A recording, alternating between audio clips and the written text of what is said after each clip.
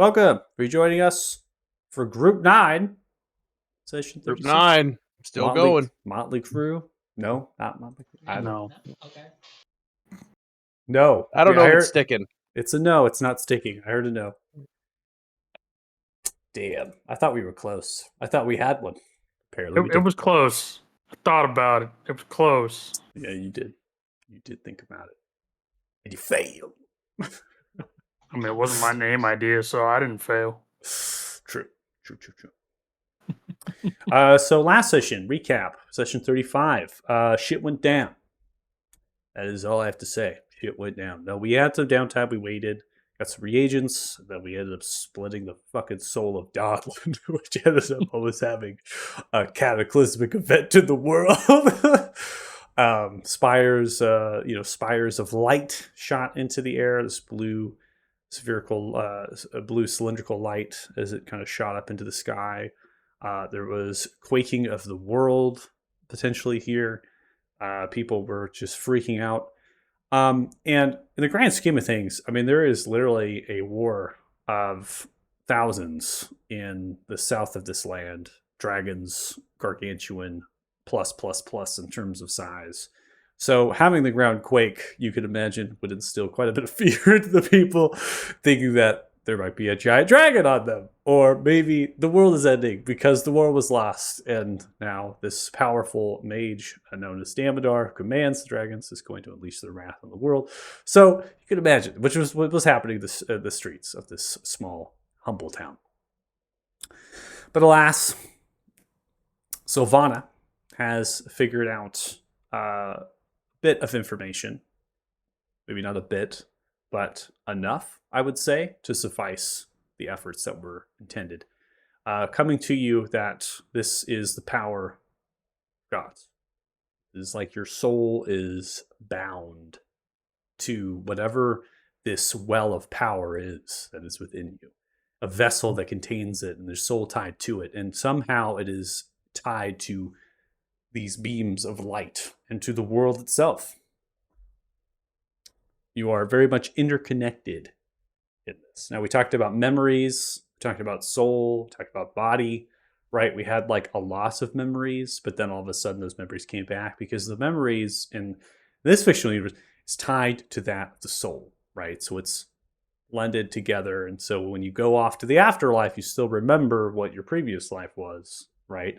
And so those memories are transferred in that way. And so there is a slow kind of remedy, and slow in terms of, hey, it's been a couple of minutes, perhaps some of you seconds, right? Just depends. And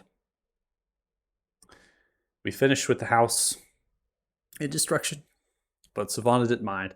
They were going to tend to it, repair it, keep it, because it is a place that is not theirs, as they had stated.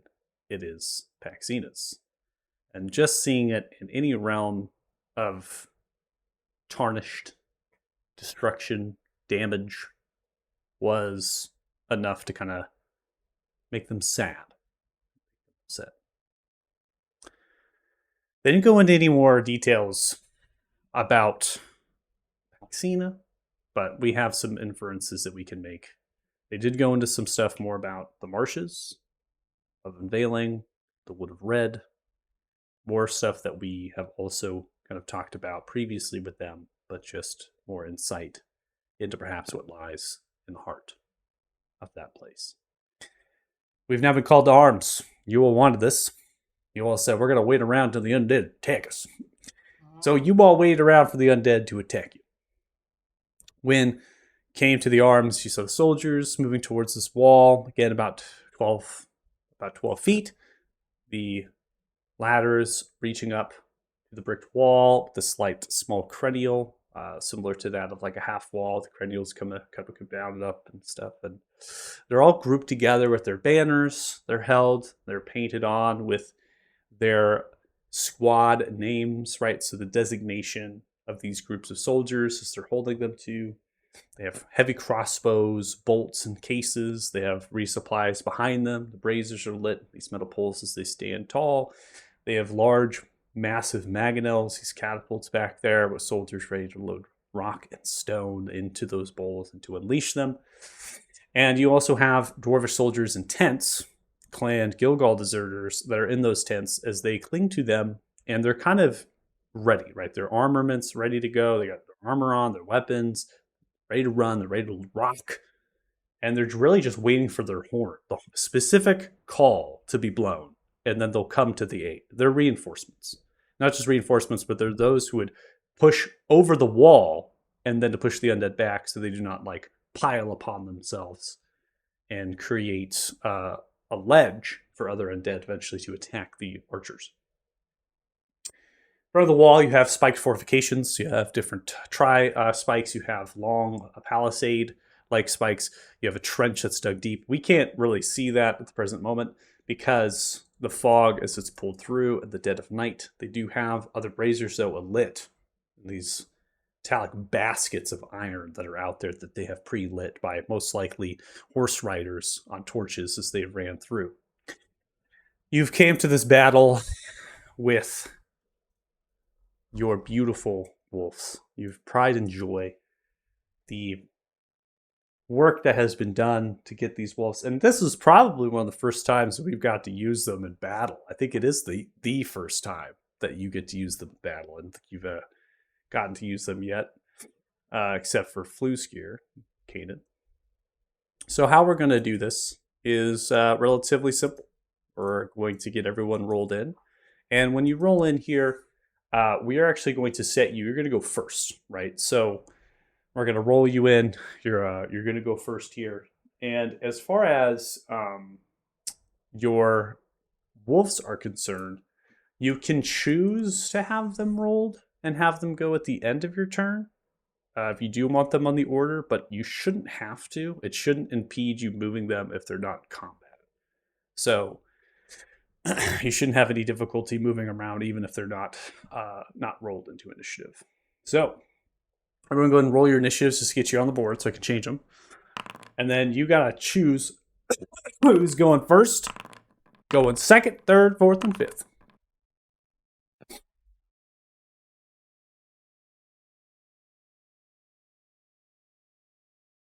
I should probably go last. I have no preference with a ranged weapon. I'm happy to go last, just to give the melee guys time to get up front. Yeah, and since I'm more of a reaction to what you guys do, more utility, I should probably go in the back as well. Okay, you can go last. Yeah, I I'll would take third. I think probably Donlin and Kanan should be first two up because I'm more useful flanking or having somebody else there to help me with damage. So Do you want to go third or fourth then? Either one, whichever one. Which one would you prefer? I have no preference. I'll go fourth.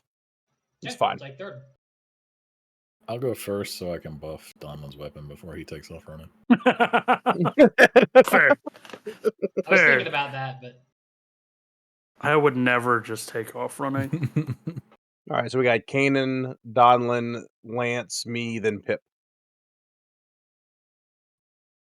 All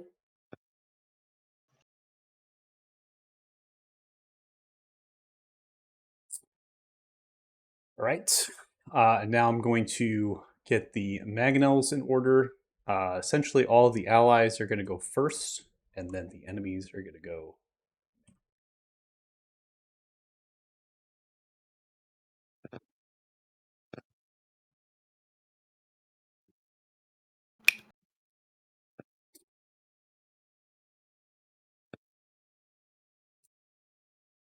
We're always going to do things here from the top down. So the blue lane is going to go first for the allies. That'll be the yellow. That'll be the green, etc., etc.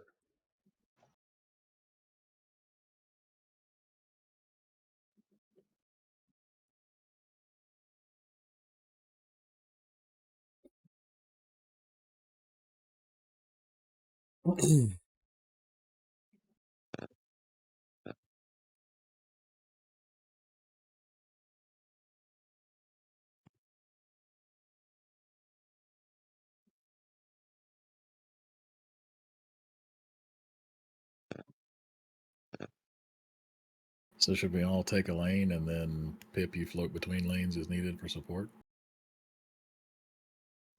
Yeah, I can try to. I'll start off kind of in the middle here, in the middle, and then just kind of, like you said, go where needed. If I see you, or mainly you and Donlin, if I see you guys get hurt. Yeah.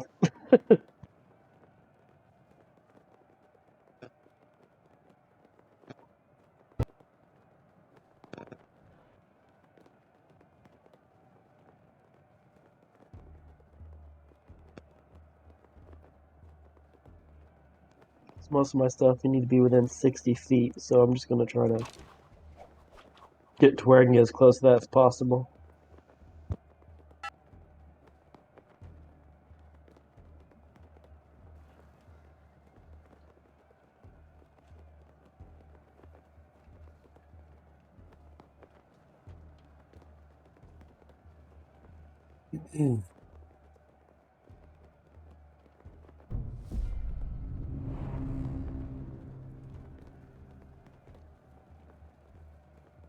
Okay, so as we start our initiatives here, the undead have yet to be revealed upon the field of play. Drums of the war are thumping, set the motion.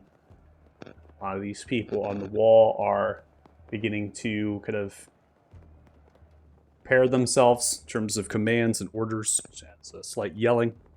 I will say, I think Rakan, your mic has some feedback that's been coming through. It's like craggly stuff, so you might have it muted. Unless you're going to be talking. Give you a heads up.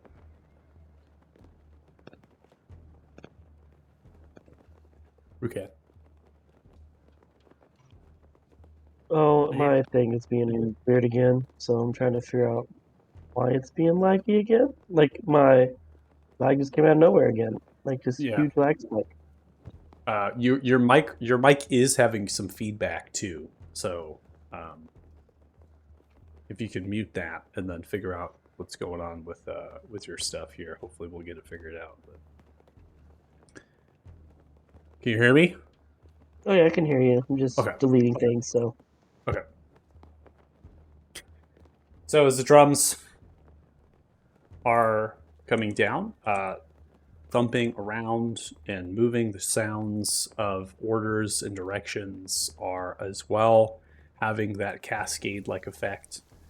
There is a light rain that's coming through, which is muddling things. It's creating mud as you're stopping down into the grass. This is a grass area where it's normally part of the small wood. Trees have been either chopped down or been sparse, like left wide or opens. They're almost like meadow pasture style here, but that grass has been like stomped and muddled down over time. So it's not nearly as it was before. And so these wolves, be it they have ice walking that allows them to really coat into the ground and move through, they're not exactly attuned for the environment of rain and mush and mud, but they have no difficulty. They're agile creatures, and the ground is still sturdy.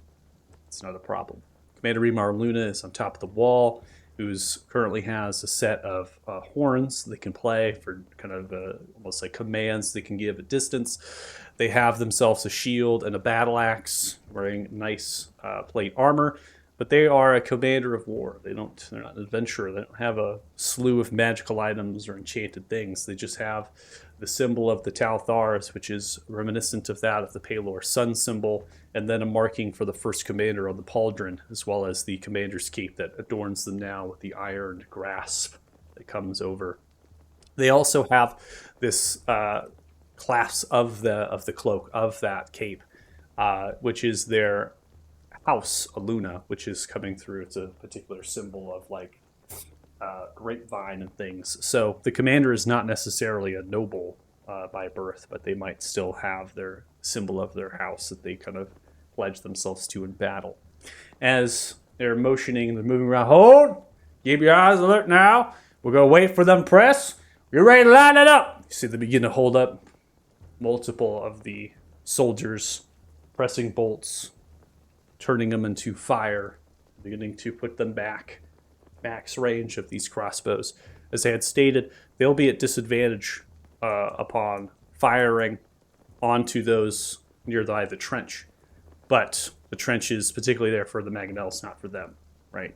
They want to filter them through the spikes and then get that target, use those bolts firing down. So they're really getting these crossbows raised up pretty high up to even hit the trench line with these fire bolts. You all are riding up onto scene. Again, hasn't been lit up. You don't hear much of anything in the distance because of the shouting, because of the drums, because of the soldiers getting themselves ready, the mangonels being put back.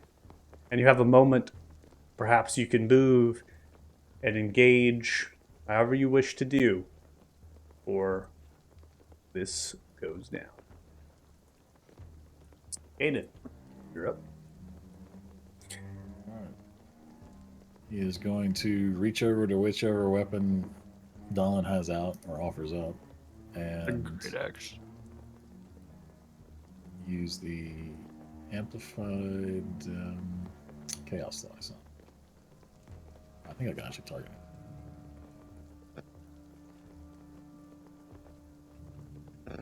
Yeah, I got my little star. Because I'm blessed by Palor. That's right. All right, it's so the this Taylor does Starfield. a D8 force, right? Yeah. You know, there's only so many symbols that I have available. I But love yes. the star fruit, man. I It's I could know, awesome. cha- I love it. It's I fucking could change it to hilarious. something else, but I thought it was pretty funny. Because it's No, like I a fucking slice love of it. fucking fruit. Yeah. Alright, so your weapon has been manually changed and set. And of course, we'll just remove it when we need to. Not a big deal. Does it do? It's +1/+1, right? Let me see. Yeah, +1/+1 and a D8 damage, and then the bonus action attack if you kill something. Yeah, okay, there you go. So it's +4/+4, and then D8 force. Damn. A Fucking bonus beefed. action, another attack, huh? If you kill something. Oh, Mhm. before we start, are Nice. you gonna throw up ice walls, Donlin? Michael, you know the answer is Probably. yes. Okay, all right. I need to get set up for that too, because that's Let's not even pretend. This is Deuce you're talking about. Let's not even pretend. He's I gonna was throw gonna up say, an remember ice no- there ball. was a time. Knowing this fight, yeah, 100%. There's like a high probability I'm gonna have to throw down ice walls. If we had more AoE damage, I would say probably not, but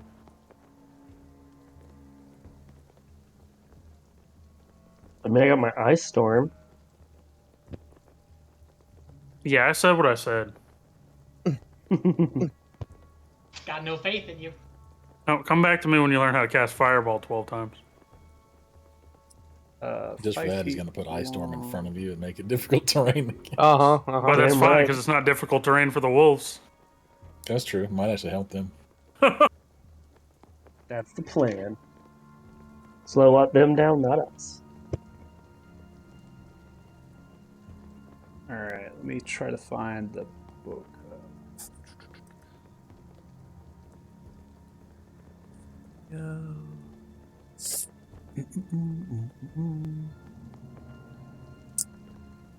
I had one for the effect. We can. Oh my gosh, what does that look like? We're gonna do that one. I wonder if this is gonna be good. Let's see it.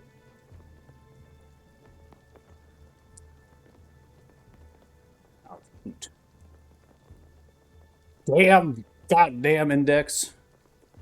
Oh, boy. Let's see if I can grab it. There we go. Okay, we changed the index that's higher up. This is why I was like, I gotta create this thing because there's art, there's like drawings and stuff. Yeah. What does that look like? Nothing. I don't see Just any a- of them. I don't see any. Of them. I see a blue wall popping up and then it disappears.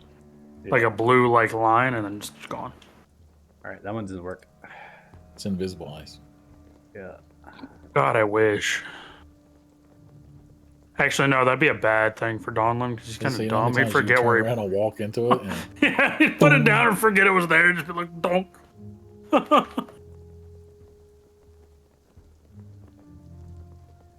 All right, I should be able to do this and then say pattern and then hit it with that. There you go. Hell yeah. I don't want to drop, so performance-wise, I don't want to drop that full ice thing because that is larger than this is in terms of the thing. So I'm You want to get Mhm. it set up though that we have this ready to go. I can drop it that way. too. Nope. All good. I get it. I get it. All right. And then I'm gonna move and get in a position here. How much movement does the wolves have? 50. 50 feet. So I took my action so the wolf can't dash because we're essentially, as long as we're mounted, we're sharing action economy, right? Mounts work differently. They have one thing that they can, if they're mounted, they can take one action, and it's either I think it's a dash, disengage, or a dodge. Because your mounts have actual features, you can supplement a feature for that. Right. If it's going to be so, that's up to you in terms of that. So you could dash with your mount here as their mounted action. Yeah, okay, so yeah, he'll dash so I can jump up on the wall. Okay. And yeah, he's gonna hold here for now. All right. So you jump up there. You see some of the archers look. Oh shit! A wolf! All right. Fuck. Todd Zog and I are gonna go this way. Gonna climb up the ladder with his dash. Where the hell are the zombies at? Not yet. I'm And we're- afraid. Gotta wait. What? Where you going, darling? Going to the zombies. All right, now hold on. Stop. You see the commander's holding the arms out. About to get shot.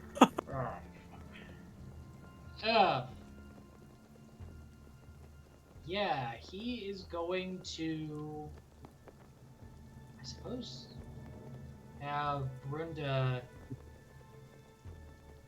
action dash to get up the wall. Let me pull up Brunda's shit. Grab the wolf when you're doing. Yeah, I was about to grab Yeah. my own token. They have a 50. 50, yeah. Mm-hmm. So I'll action dash to get them up on the wall because that's 50 feet straight. Okay. Yeah, and I will just try to keep it. I will take an action, I guess, to take the search action, although that almost never comes up, to try and see if I can look for the undead as they're coming. Hopefully, not be surprised by any attacks. Okay. Go ahead and make a perception check. Okay. 26. Piercing the veil of space reality. Pitch black out there. I have light sources on these icons up here just so you can see them without any assistance of light, so you understand where the lanes are as they travel into the darkness of the shroud. You're staring, and what you observe in the shadows of the light as they penetrate into the darkness is the muddlings of tree brambles, right? So the kind of canopies of the trees that would come through. If there's a little bit of moonlight that would happen here, you're seeing them shift every so often, as if something is That's like not wind. bumping into them and moving them. And you look from left, and you look from right, so north to south, and you see the entire span of distance. The trees are moving such as that. Okay. They're there. They're just well hidden.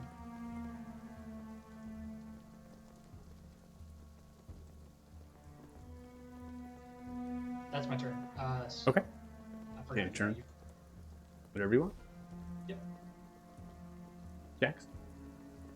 All right. So I'm trying to figure out this movement stuff. So we can move. Essentially, you- our 50 foot movement with the wolf. When you mount something, you assume the movement of the mount. And then the mount itself has a mounted action it can take, which is generally regarded on most mounts as a dash, disengage, or dodge.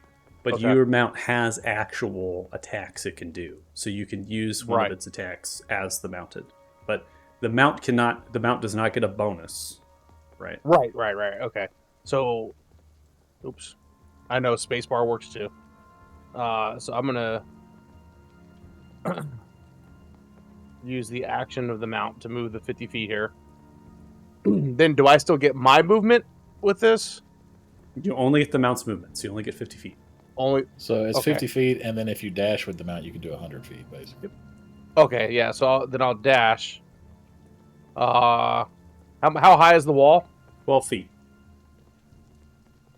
All right. It so is I'll- going to be. It is I'll- difficult for, like I said, the wolves have to climb it, so it still counts as difficult for the wolves. But you can easily say that you're able to vault up there and then down using a total of 10 extra feet of movement compared to the. I did. distance. I moved 35 beyond the wall. That's fine for me. Solid. Or 35 total with the wall. Sorry. Mhm. And then I'll end my turn there. Well, Rakan, we now come to you. I don't know how your ping is doing. Yeah. Or how you're. Well, I'm getting back on Foundry now. I switched to my phone for Discord, so at least that doesn't freeze. And if it does, I don't know what the fuck my internet's doing. I pay for the best service and it's shitty. However, I could still move. I am going to basically use my action dash and just get kind of. Can I get right there? Yeah. Yeah. And get kind of between everybody. Okay. And just kind of hold in place. All right.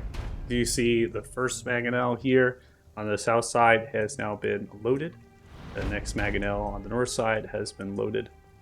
And I might actually switch those in terms of combat here, so that way they're going after one after the other, on north to south. Make sure. All right, good. Now come to the commander. So the commander is going to look. All right, now. Looks left, looks right. Ah! You see as the fire bolts begin to cascade, lighting the sky. And as they do that, that begins to light a number of these light sources. Get these on. Then I am going to configure the animations for these, because Rakan, you said you're struggling, so turn it down quite a bit. No, you're fine. I went ahead and made everything minimum and everything, and my ping on there seems fine, so you're Okay. good. Just want to make sure.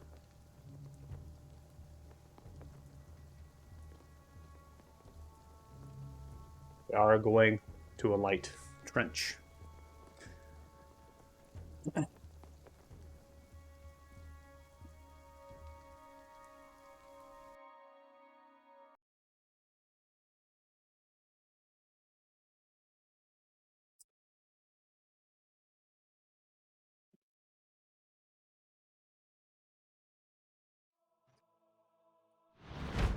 Running through their turns quickly. As the trench line is lit with flame, the light sources begin to glow, cascading down on to other spiked fortifications, even past that towards the tree line.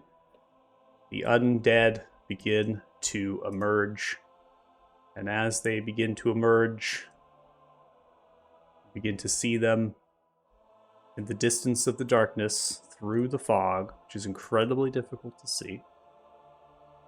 You can observe hulking, large creatures wearing black plated armor and shields, with morning stars spiked, zombified humanoids behind them in formation, skeletons wielding bows grouped,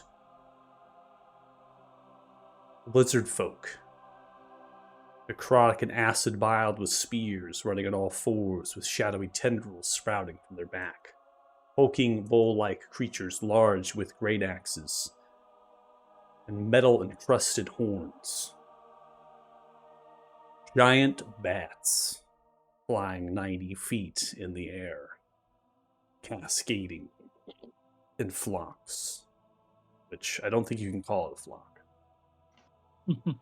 What is a group of bats referred to? That's a question. Should Google this. I'm curious now. It's a colony. Colony. Colony. It's a colony. We See, all a Googled it. colony of bats. Flying. These are all the enemies that have emerged. And as they emerge, as the trench light has been given, they're now beginning to move, trudging forward as they do. As they begin to come here, the north side is what goes first in the blue lane. Blue lane begins to pull through. You see 4 large hulking creatures and zombies behind them marching in order. Then bats, easily able to clear over the trench line, flying 90 feet in the air as they surpass it and begin to descend towards the wall. Coming through to the next is the yellow lane. The yellow lane has quite a bit here. First formation of these tall ogres with zombies and the black metal shields and the plate begin to move forward in their grouping. Then the bull-like creatures which charge in. And as they charge in, they're going to run down to the trench with their horns pointed down. And they rampage into the spikes. They grab their axes and they begin to try to chop through in the direction of them. They're now burning as they cascade into the fire.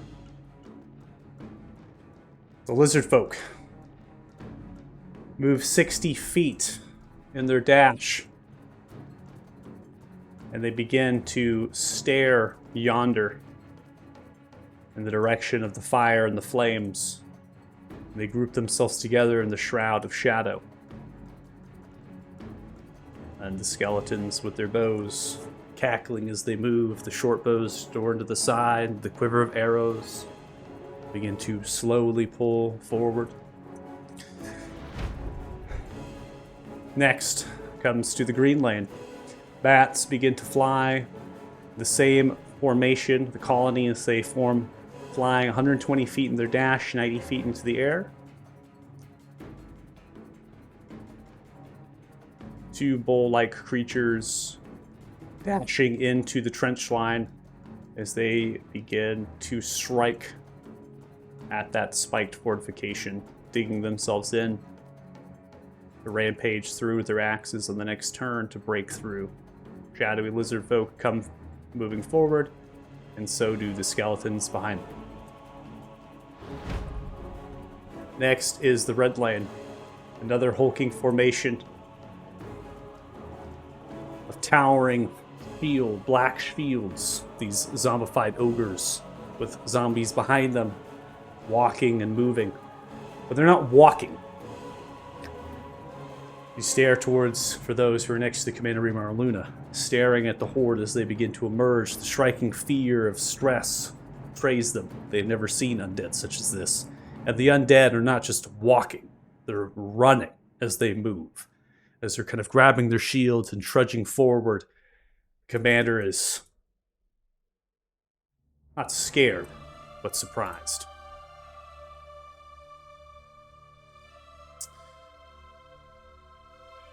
Last but not least, as we are in the red lane, shifting down, 2 more bull-like creatures with their axes going to begin to chop away at the trench. As the end of the creature's turns, we now come to the start of round 2. Kanan, you were up. Navigate off of this wall. Oops, that's not.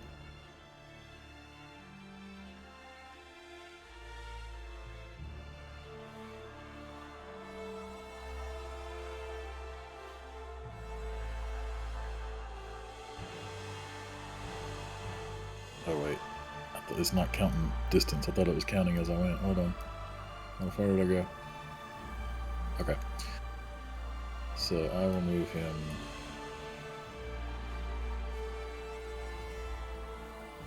there. Then I am going to dismount. Okay.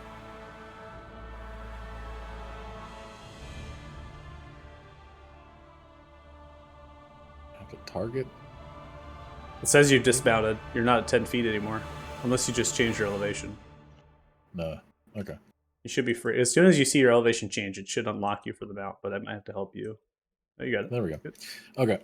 Well, I wanted to check first because I'm about to change my elevation. I'm gonna fly 60 feet straight up in the air.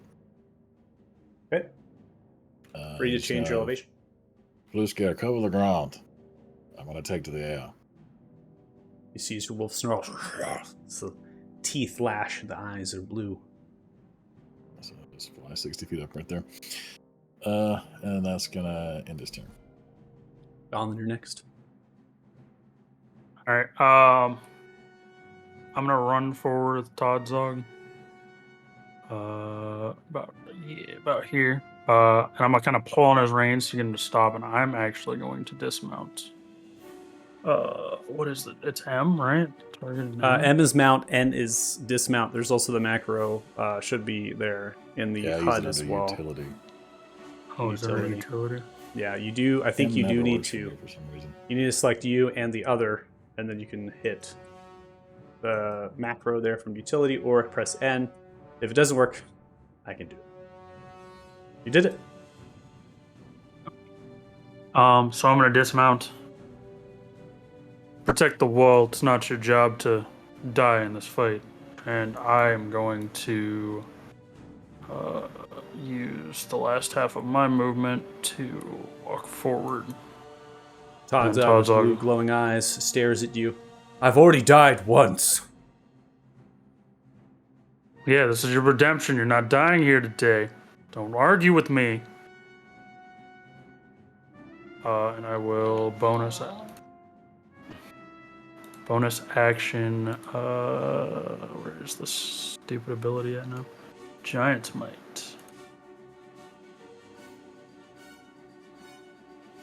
God, And he stepped on a caltrop.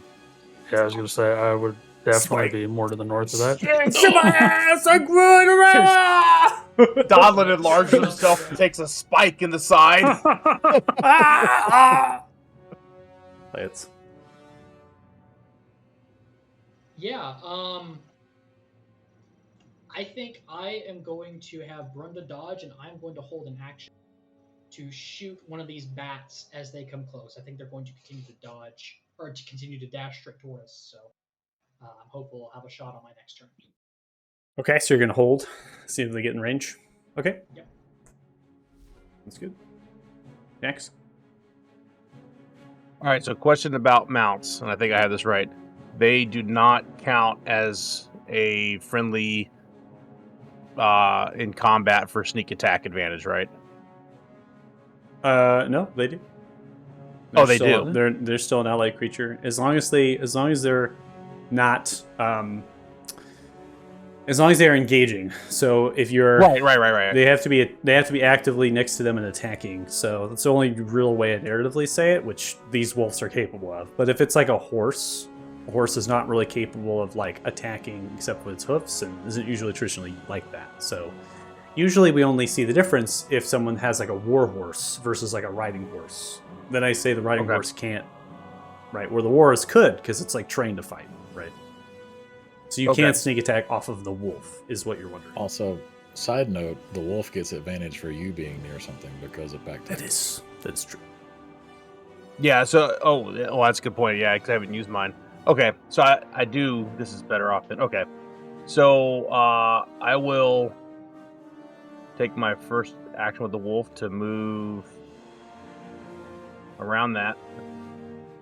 That was 40, there's 50 feet. And then is it, what type of is it an action to dismount? It is half your movement speed to dismount. Just half movement speed? Mhm. Alright, I'll go ahead and I'm trying to do it by the menu here. Start following, toggle mount. Unmount. It works! I always giving you all Alright. so much trouble. All three of you did it just fine. So I will dismount and I will move. What do I have? 15 feet. I will use my bonus action to move. Hold on 1 second. I'm trying to get distance here. Oh, I'm good. I'll go ahead and just use my action to Eldritch Blast the bats right in front of me here. Okay, so they're 90 feet in the air, so they're pretty far. Oh, shit. I forgot they were 90 feet in the air. I'm sorry. So I probably need to move up a little bit. I think you might need to move up a little bit, but not as much as you think. It actually will calculate it. It does a pretty precise if you target job. it and press the button, It'll tell you if you Oh, have really? it or not. Yeah. So I have a target. Should I go ahead and try? Sure. Yeah, let's see if it does it. Only 120 feet. I'm 131.2 away. It's pretty good. So yeah, you just gotta move like 10 feet, Move. and then it'll recalculate because of the 10 feet. All right, so I'm going to Eldritch Blast. First one. Oh my god, I need to move 15 feet. They give me 123.8 now. Yeah, it'll recalculate it. God damn it, Pythagoras. 120.2. This is all right. There we go. I moved another 5 feet. And I'm still 120.2. All right, that's. Does it work now? I can't. No, I can't. I'm still at 100. Maybe untarget and target again. No, it's telling me 120.2. Move five still. more feet. I'm curious to see if it does it. Yeah. So I'm crunching the numbers really fast in my head. I'm pretty sure you're like right on the money right now. It's like still telling me being there. 120.2. Target the other one. Look closer, but Oh, that's a good idea. Yeah, it's probably 120.2. Oh wow. did you break the module? You just broke it, you son of a bitch. Oh, you did this. All right, hold on. 15. Because Don't how do far it. are you from? Don't do anything. Don't do I have anything. 5 more feet of movement that I can use. Don't do so anything. I'm not doing anything. I thought it was so cool at first, and I'm like, I'm stuck at 120.2. Yeah, you definitely broke it. You son Made of it a do bitch. some crazy calculations. All right, This move the fire. motherfucker's fucking spamming us. And I would have thought my shitty computer would break it. Fire. Go ahead. Okay.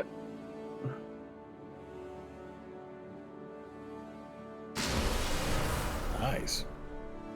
All right, you deal 7 points of force damage. And I will shoot it one more time. All right, send the next blast here. 24 is going to hit as well. Deals 5 points of force damage. You send 2 blasts. The ocular goes through the leathery membrane of the wings, screeching as it's swaying from side to side. Its formation, but it continues to move forward. Pip, you're up next. Alright, obvious question. Answer probably. The wolf, if it was to like dash or whatever, that doesn't count toward my actions, right?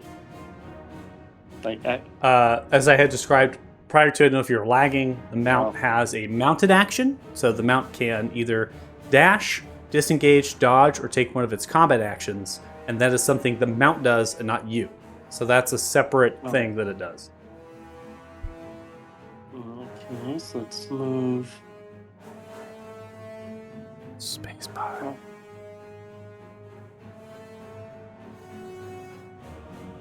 I'm kind of gonna go right here. I kind of want to be in between everybody. Who's closest? Like, how far can this go?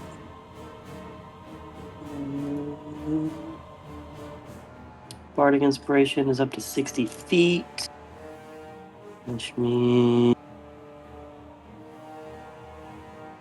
you're the only one that can get it. So, Merry Christmas, Jax. You feel inspired? Oh, I am 0.2 away. Okay. You broke it for everybody. Comedy. It Well, might I should be. have- Honestly, it might be.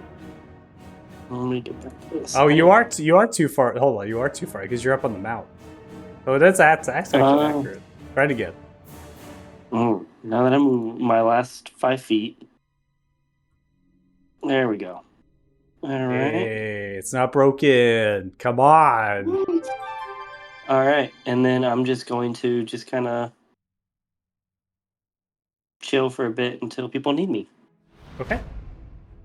All right, come to the north side. Mangonel, as it begins to prep its first fire, Commander yells out, "Ah!" It begins to yell out towards the squad that's down there. Badger! He begins to point in the direction of where they need to aim. The blue lane on the top side, they have a particular marking that they're referencing. So they have things that are marked in terms of degrees. And so it's basically giving out a set degree to the words that Badger Mangonel. The Mangonel begins to turn, and in terms of distance as well, is clued in and fires the first volley.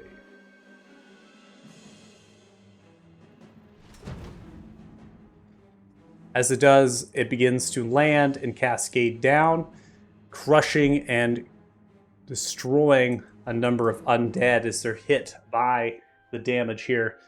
Some of the repercussions of having these towering creatures with their black shields in front is that the smaller zombies in the back do not get hit, except for the lesser small stones. And that formation of creatures on the north side of the blue lane all survive from the volley of that Mangonel. Now, the Lion Mangonel fires off towards the red lane, giving a certain degree, and it's similar is that they're targeting the commander. Target the masses. Target those that you can hit in the most targets in groupings, as well as the towering ones with the black shields.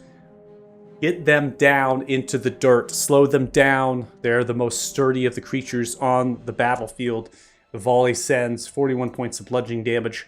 Not really dexterous creatures here, but a couple of them are going to succeed on their saving throws as they're holding their shields, bashing away that. Now, as the volley comes down, and on top of them, you can see that the creatures are all still alive, and they're continuing to pull themselves forward, aim to go into the trench, and begin to dismantle it. We now come to the commander, Rimar Luna, whose actions here are really truly taken on the commanding of the line.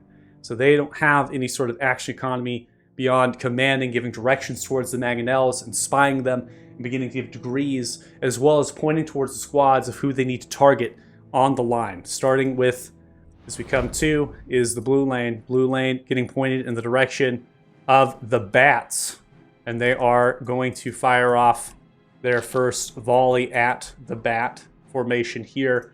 That is going to be a total of 22 damage, which is technically 24 with the modifier, and they are able to take down a bat in that colony of the North Blue Lane. Now, coming across to the next turn, we come to the yellow lane, which is a grouping of 2 squads, and they are going to fire off on the bats that are flying as well. The commander yelling at the squads, "Fire on the bats! They're closing in! They'll come after the Mangonels." And the commander knows that if the bats come upon those Mangonels, they will not be able to fire. And that is a resource that we cannot lose on this battlefield. Another bat is going to be taken down, 23 points as the volley lands. And again, a grouping of 2 here. So we have another come through. And this is going to be a total of, looks like 17 points of damage. And is able to kill that bat as well. Thanks to you, Jax. You sent 2 volleys of the blast through your ocular and the forehead. The membrane wings are faltering to the bolts sent outwards. And as they do, they begin to cascade down upon them and are defeating 2 in that colony at this point. Now come to the green lane. The green lane is 1 squad on the south side of Lance, and they are looking at opportune targets on the green lane as well here with the formation of bats, and they're going to aim for the bottom left side of that colony. And they are going to only hit for a mediocre 6 points of piercing damage as all 5 of them fire and only 1 of them hits. In terms of range, it is calculating range as well, so it is automatically rolling the disadvantage if they do have disadvantage on the rolls. So probably is why they're missing that. Now we're going to come around to the next lane here, which is the red lane, and that is going to continue the command of their commander, the first commander, Rimar Luna, and to fire off their volley in the direction of the bats. And they're going to send it out towards the top right, and that is going to be a total of 27 points of damage, and they are able to kill that bat. Now coming to the enemies here, we now are going to have removal. So as we go through here and creatures die, I'm just deleting them from the board. We are not going to leave them on the board. That is performance we don't want to lose here. So the bats are going to go first in the blue lane. They're going to flutter and fly 110 feet onto the dash. Kanan, they're like flying at you as they're clearing, but as they come closer to you, they actually going to open their wings and they begin to turn. And they're going to use 5 feet of their movement to come here. And then they're going to lessen their elevation to 80 feet as they dive. Oh shit, Almost- man's getting dive bombed. Almost like they're coming at you.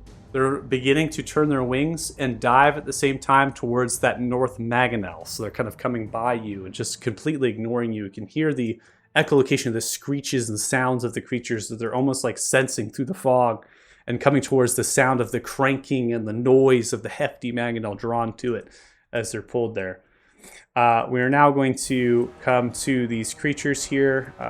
Can I not select? There we go. On the blue lane, the formation. We come to the 2 north creatures. They're going to take their actions to take the shields and the Morning Star, and they take that and begin to crush into the spikes of the trench to clear a path. And as that begins to happen, it is going to transform the battlefield.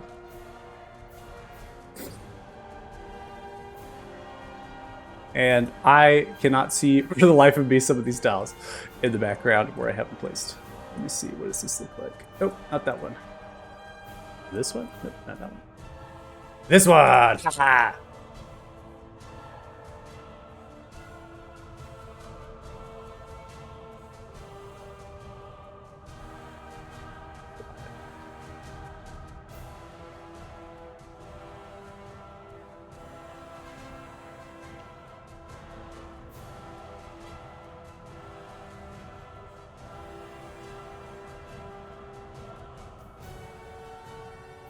Right, so you can observe here on the north side as I've put a tile down to showcase the destruction and the removal of the flames that are dampened from the wet wood as they smash down. And the 2 are going to take their actions and they're going to use the rest of their movement speed to begin to move through. And as they move through, they begin to clear a path, and that path is reserved for the others to begin to transfer through. And as they begin to come through, the others are going to move past them, flutter in here, and the rest of these lower zombie creatures are medium-sized, and in the trench they have difficult terrain. So as they're coming into the terrain, you can see them kind of faltering down into the debris. They're like picking themselves over it. The large hulking creatures are stomping through and ripping their bodies as they're kind of moving through. They also have to get past this spiked fortification that runs lengthwise, and so you see them kind of turning to go into the outside of that lane there. That is the end of blue lane. We now come to here. So there's going to be 2 parts of destruction that are going to come through. The first part of destruction is on the north side here. And I'm going to grab more tiles, showcase some of that.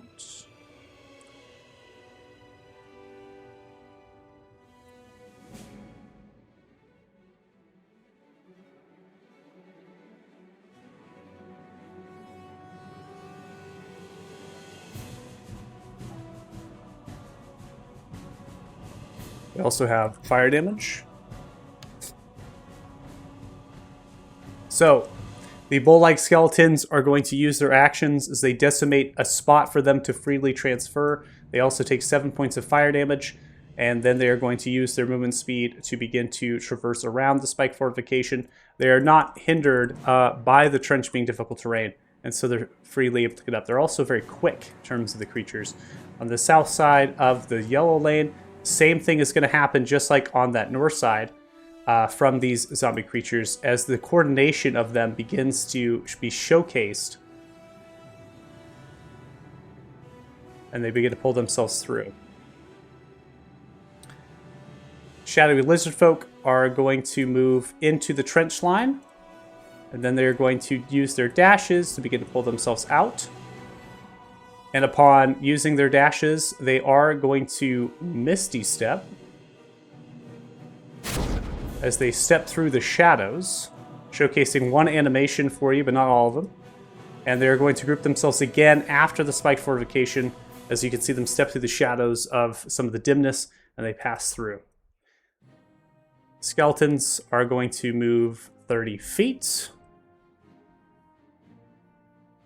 And then they're going to dash into the trench line, aim to go through that north area where that has been destroyed. Ending turn, we now come to the green. Assign 10 points of fire damage to the bull-like skeletons.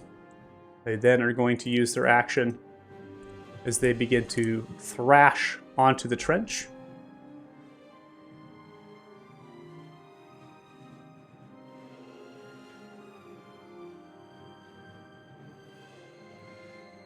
Using their movement speed, they begin to pull themselves out of it.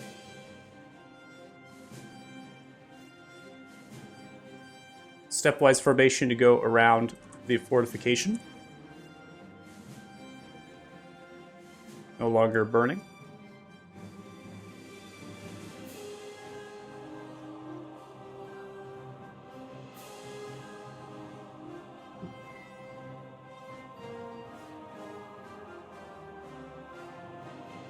The end of the lizard folks' turn there, and then the skeletons are pulling themselves into the trench now with difficult terrain. Last in the green lane is going to be the 2 bats. This colony has been killed, the 2 front runners. So they're just going to continue to fly. In fact, they're actually going to go all the way through here in terms of the 120 feet, which I think triggers your ready action. So I will target the one to the south. And fire away. Turn on sharpshooter. And about to blow up some bats. Did not want to roll. No, I'm not going to blow up some. Oh, it's an 11! Oh my goodness, that's a miss.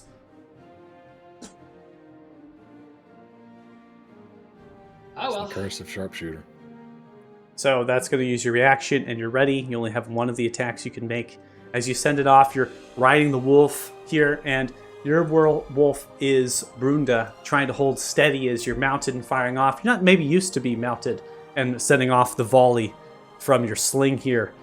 And the bats are dexterous as they dodge out of the way of the bullet as they move. We're now going to come to the red lane. The red lane is going to have 2 parts of destruction here.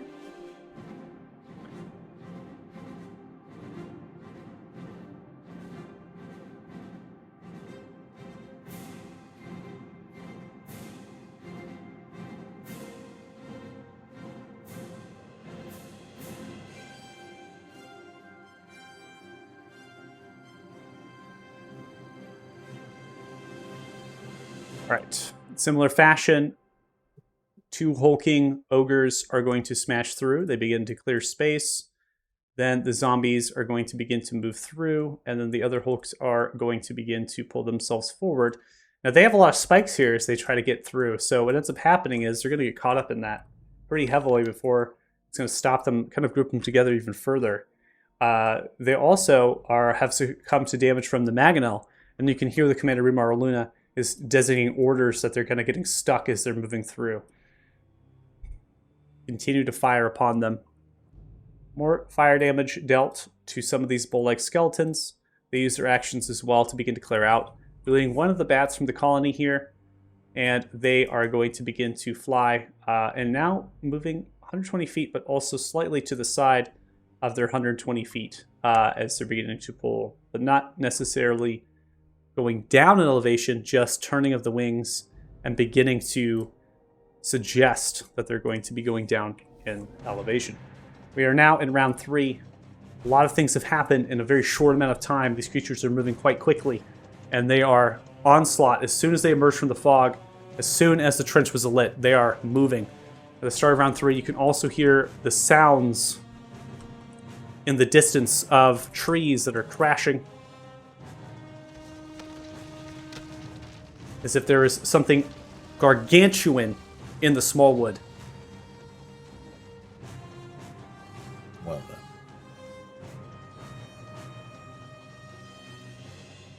then. Alright, well, with my new bat friends, I am going to amplify an energy barrage. I think from where I'm at, I should be able to get them all without changing elevation, but if I need to change elevation, I will do so. You definitely can. We don't have any volumetric templates of modules, so it's going to basically shoot the template at 60 feet. I'll just have to manually roll the saving throws. Go ahead. Oh, wait. I stand fucking corrected because it got all 3 of them and they all failed. So they're all going to take that 11 points of damage. They're also going to be restrained. I don't know how you want to narratively play this. Yeah, that usually rolls across the ground, so that'll be. Yeah. I guess it's more just like of a floating mist in the air that snakes out. My question is, what happens to a flying creature when you restrain it? They don't have hover, so they're going to go fall. to the ground, which means they're all going to hit the ground. They're only 80 feet up. They all hit the ground in the next turn. Yeah. Cool. And then he will go 20 feet down. So 40 feet, and then move. Measuring. Go over this way. And then Fluskier is going to just kind of move over a little bit. He will hold a breath if these things get in range, but I don't expect they will. Actually, he can't really hold an action because they don't react. Yeah, whatever. They're not going to get there anyway. Okay. Once they're unmounted, they can held. They're just going to be Can they normal held? characters. Yeah, as soon as they're unmounted, they'll be regular characters. They're no longer unmounted rules. So I'll just put the ready action on them just to be safe. But I agree. I don't think that they can get to you on the turn. Dawn the Drip. I am going to not drag my thing randomly.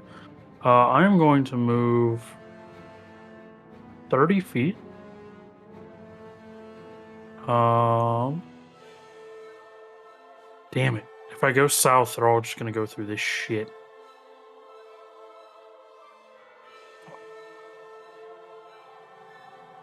I don't have a way.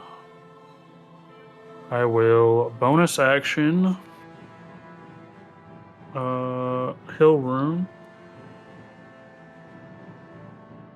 which I think works. Yes. And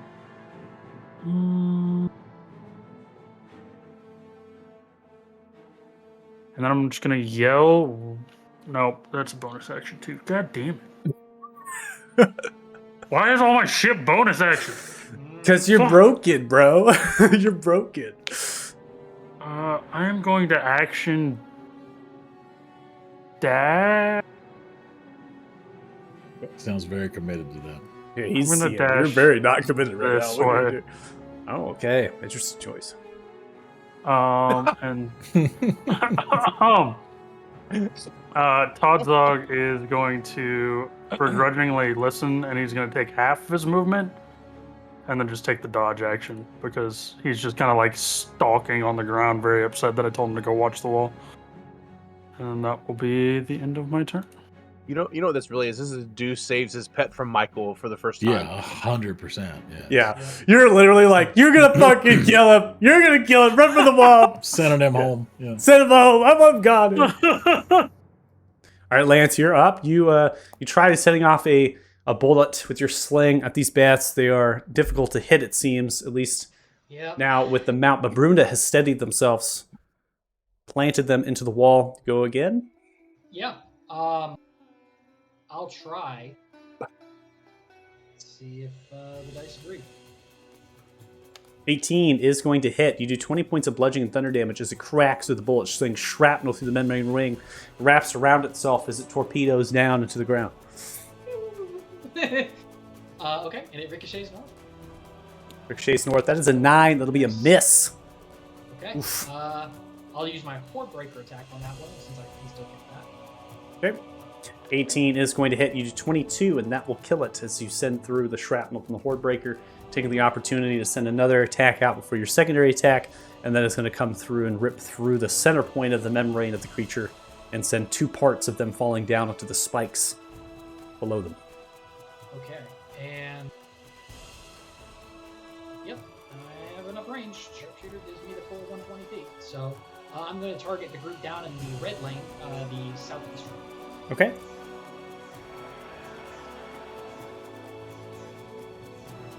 .26 will hit. You do 21 points of bludgeoning thunder damage. You do not kill that one. As you send shrapnel through its wings, it's going to fluttering from side to side, but it's still there.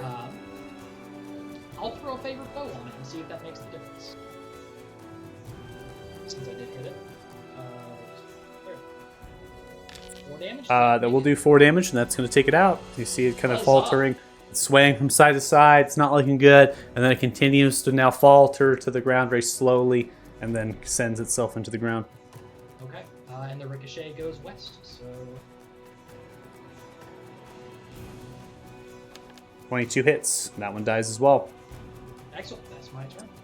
More than. Now, Lance, you're on the wall, boy. so these people get to see what you're doing, really, and you're next to them. Sending out the cheers. Shit. Jax? Got your anti-aircraft defenses. Oh man.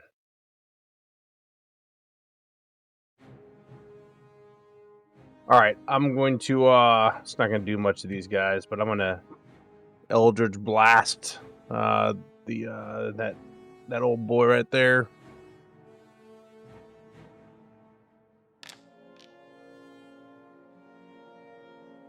Yeah, I'm going to add my bardic to that. Hopefully it hits. 21 hits. You do 9 points of force damage. Takes the blow and comes forward with its great axe, looks towards you. All right, and I'm going to start one more on him. 22 hits, 7 points of force damage. Knocks him back a little bit. They continue to lower the horns. They're going to stampede towards you. Oh, And then you know. I'm going to turn around and whistle. And I know, hit the space bar. Olas is going to move up next to me.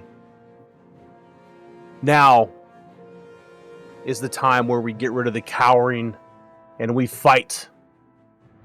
And I'll end my turn. Says the look man that towards sits in the shadows. Olas, the cowering, Oh. looks towards you. Olas eyes pees open. himself. He Hey. pees himself as he moves forward.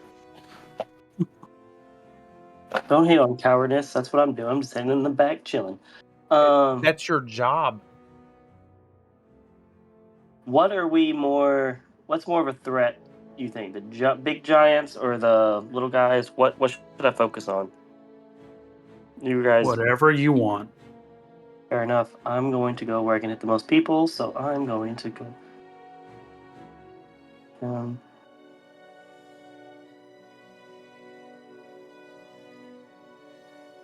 Right next to you guys. How y'all doing? I am not getting off mine for the record. And then I'm going to pull up my sheet here. Spellbook.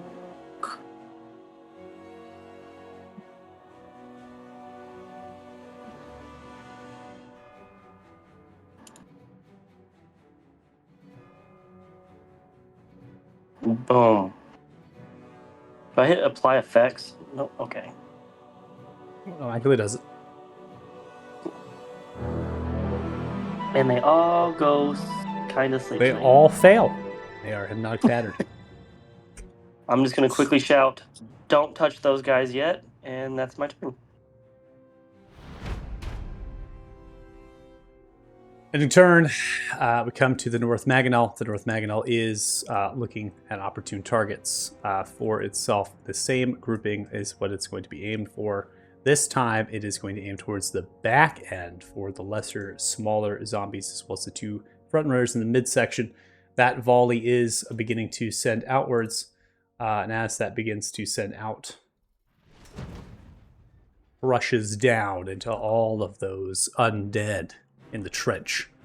Some wood shrapnel splinters with the rocks cascading, spearing them whole.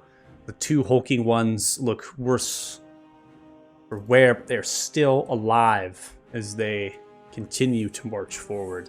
The next Maginel still has its coordinates as well and is going to do something similar with firing on to the grouping of them back here on the red lane on the bottom left side. As that lands, crushes down into those creatures as well, and the 2 hulking ones continue their movements forward. Now come to the commander, Remar Luna. Keep it, y'all, we're doing good! Keep firing! He begins to yell in the direction of the squads, pointing where they need to fire, and send out red for the remaining bat. We now come to green, aim towards the one that is leading the charge of the skeleton. Now, Pip, you have sent magic out onto the field. The archers, they're too far. It's too dark. They're humans, mainly in terms of their composition. There might be other races, but still the dark vision is going to permit past the 60 feet. So they're only aided by the razor light past that. They're also in the cloud of rain as it's falling down. They also don't really know what a hypnotic pattern is in terms of spells. So the commander, Marluna, who's guiding their soldiers, is going to tell them to fire on the front runner of that bull-like skeleton that's pushing through. Group their attacks against it to try to put it down before moving on to the next. Yellow lane, something similar, and then we come to the blue lane.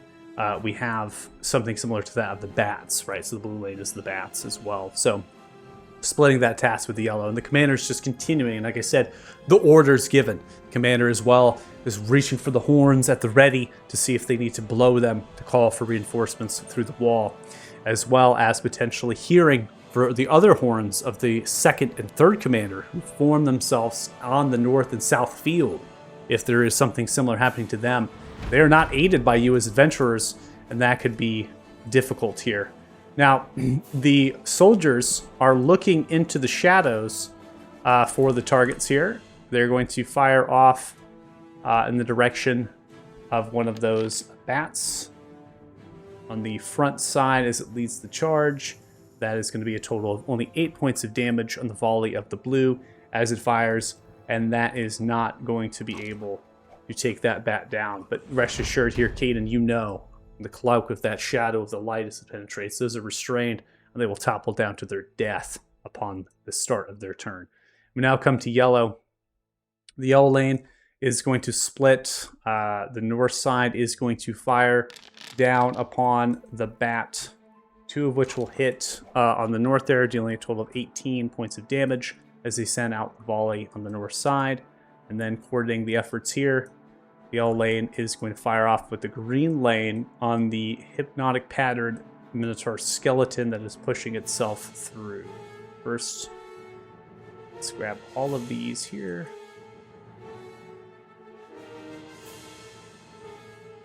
Fire away. We're going to do a total of 25 points of damage.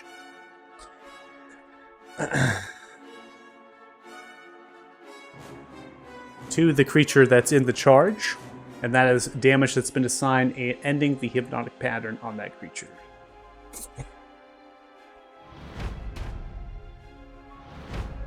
Now come to the red lane. 1 bat is remaining here on the field. They're going to fire upon that bat. Ooh, big roll there. Not a lot of damage in the die. They're going to do a total of 19 points of damage to that creature as they send out that bat still alive. Come to the blue lane, clearing death. In the trench line, also clearing one of the bats and clearing the other 2 bats. They will succumb to too much fall damage, I believe. But actually, you know what? I'm going to roll it. Give it a whirl. Why not? 86, right? Every 10 feet? Mm-hmm. Yeah, 28. There's no way. So they're both going to die. We're just going to remove them from the field as they cascade down into the ground. Continue with the blue lane now. You are met with some hulking figures that are going to push themselves through towards the next layer of the spiked fortification on their dashes as they reach that point.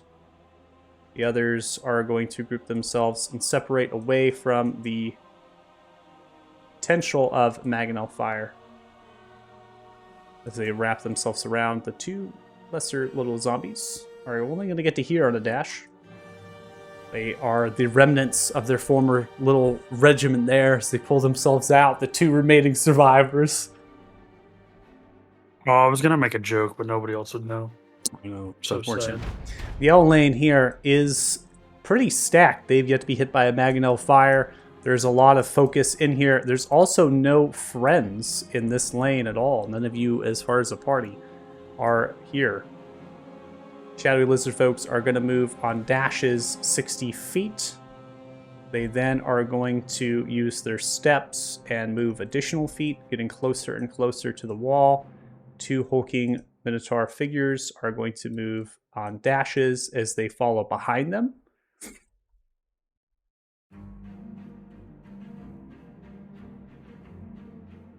skeleton archers are going to pull themselves out of the trench line.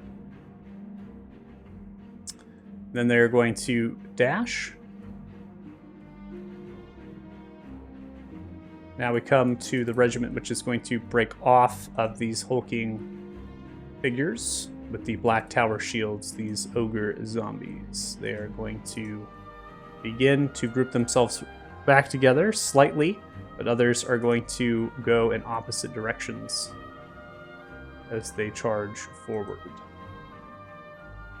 They are all dashing as they move. Last but not least is the zombies in the back of that trench. That is a dash. Difficult terrain as they're pulling themselves out. Green lane. So we have some that are hypnotic patterned here. One that is not. We'll start with the one that is not. This is a full dash from this creature as it runs up. Part of its dash is it gets a charge-like feature, which allows it to gore at you, Jax. 16 is going to hit you. You're going to take 13 points of piercing damage as the gore of the charge comes rampaging through as it moves together and rams its horns. Take the blast in the chest as you slide back. Now, we come to the other creatures. Something pretty interesting is going to happen here. They are actually going Michael? to... Yeah. I'm sorry. I'll use Uncanny Dodge as a reaction. Okay. Just to half that. I think you round down, correct? You're going to cover 7. Sorry, I didn't realize I was muted. I was trying to get it out sooner. Oh, no, you're good. So we come to the green lane in the back end. These creatures are hypnotic patterned. You notice that the ones in the trench line with their bows are looking up at the bows as they begin to raise them, and they're actually pointing their bows at the shadowy lizard folks as they begin to fire.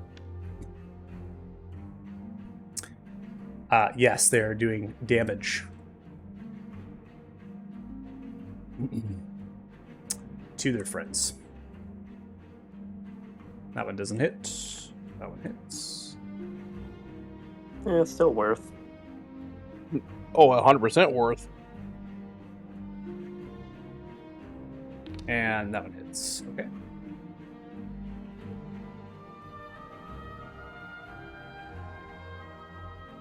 This one will take 4, and then this one will take 3. One of the lizard folks is not hit there.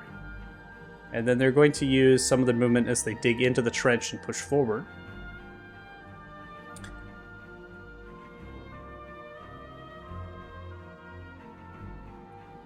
All right, now Hypnotic Pattern says that the creature is charmed, incapacitated, has a speed of 0. Because we don't know where the creatures are in the turn order since they're going all at once, I always assume that this is happening at the end of their turn, that this will be going on. So they're not going to be moving as if they've just been woken up. It's going to happen after that fact. So these creatures are going to stay right where they're at because that effect has just ended technically for them. We come to the red lane here as we begin to clear space. And as that space is cleared, 2 hulking figures, which are right here, are going to begin to take their action to clear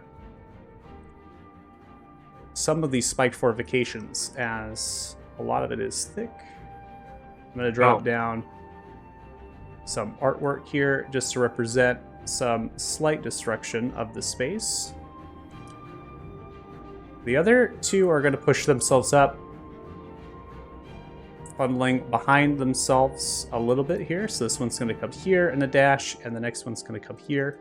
This one is not going to dash to get to you, Donlin. So this one's going to just use its regular movement speed, and is going to take its Morning Star, and it's going to come in for a swing. 20 is going to hit you. As your Hill Rune activates, you are going to have 13 to 6. It has a multi-attack.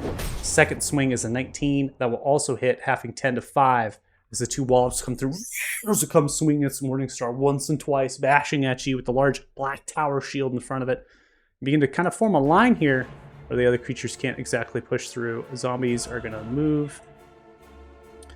And our skeletons are going to move around you in their dashes. Clearing bats in red lane. We only have 1 bat remaining. And that bat is going to go 80 feet towards the Mangonel. On the south side, and then use the remainder of the 40 to begin to lower themselves down. So they're kind of diving as they're kind of coming through. I'm not going to compute how that diagonal works there. Next turn, Kanan, you are up. 120.2. Round 4. 120.2. 120.2, baby. 120.2. Exactly. Always. Always. All right, so we're gonna move 20 feet in this direction, and then we're gonna use my other 20 feet to drop 20 feet in elevation. And we're gonna hit him with another empowered, amplified energy barrage. See how people we can get.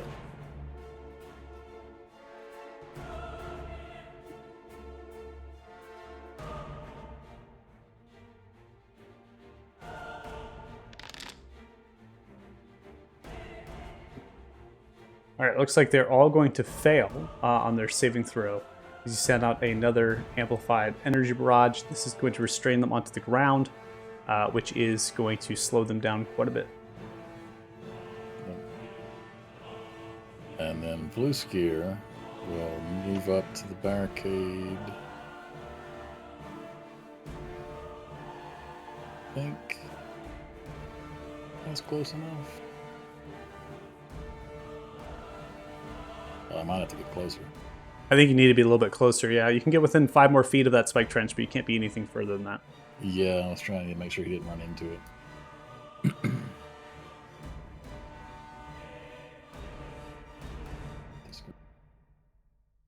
Oops. Oh my god, I broke it. Yeah, you kind of did. Okay. It has a reach. Discard it. It tried to roll like 6 times. Yeah. Let me see here. You just want to blast? You want to blast at them? I was just gonna ice breath those two.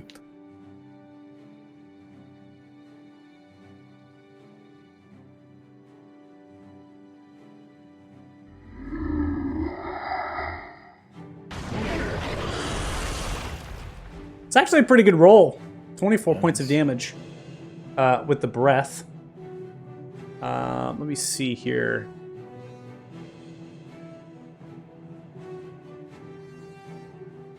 I do not know why it is set up as a ranged weapon attack. That is curious. That is interesting. I wonder if it got warped on the migration. That is strange. All breath attacks do not have ranged weapon attack status. That's strange. Okay. It's going to hit. One of them is going to fail, and the other one's going to be a success. It is going to do the damage just the same easily, so even if it's stated as a ranged weapon attack, it doesn't matter. You can see it breathe the cold breath from Fluskier through the spike fortification. Kind of frost spikes are building from the breath as it sends those through the openings and the gaps of that palisade in front of you. The hulking creatures take those spikes. Anything else for Fluskier? And he's just gonna fall back. I think that was 20 feet, so he's back away. That'll end his turn. All right, Donlin, you're up next. Good thing we got that ice wall ready. I'm going to ice wall kind of straight up the middle here. Just between them. Like that? Yeah.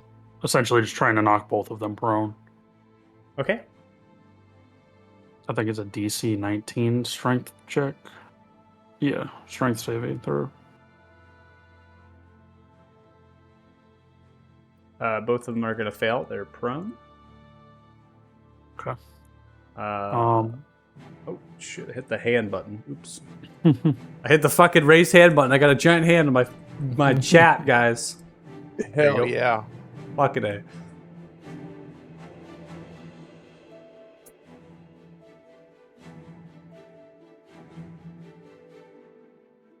And then I am going to bonus action Boots of Transposition, which is only set up for 30 feet, but it says 60. Absolutely correct. 1 second. It's because you're so big. Mm-hmm. It doesn't know. You know, that's a weight requirement. All right, go ahead and move back in your position, and then go ahead and use it again. Yeah, there's a weight requirement. You're ginormous. Alright, I actually want to be here. And then I'm going to action surge.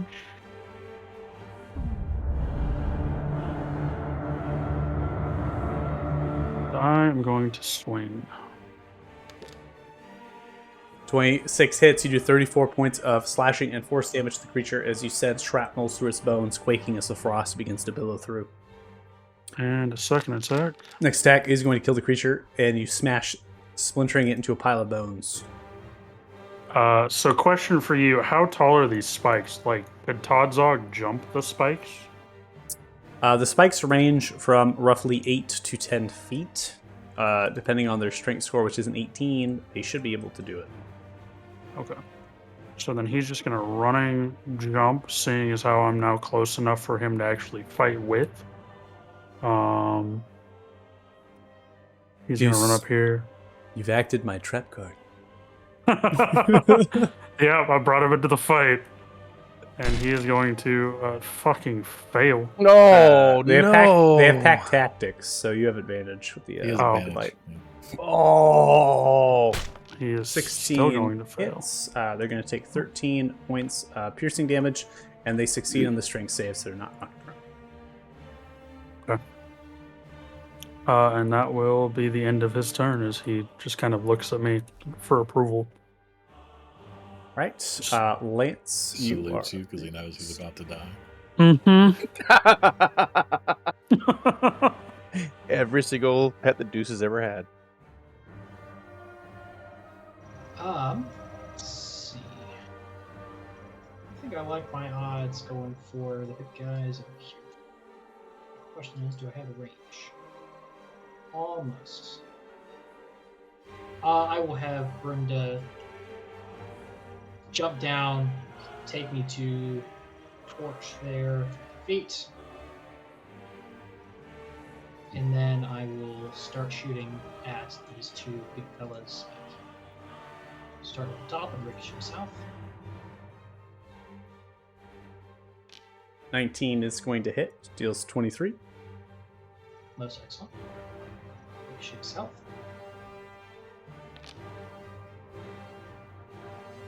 Nineteen hits, you do 22.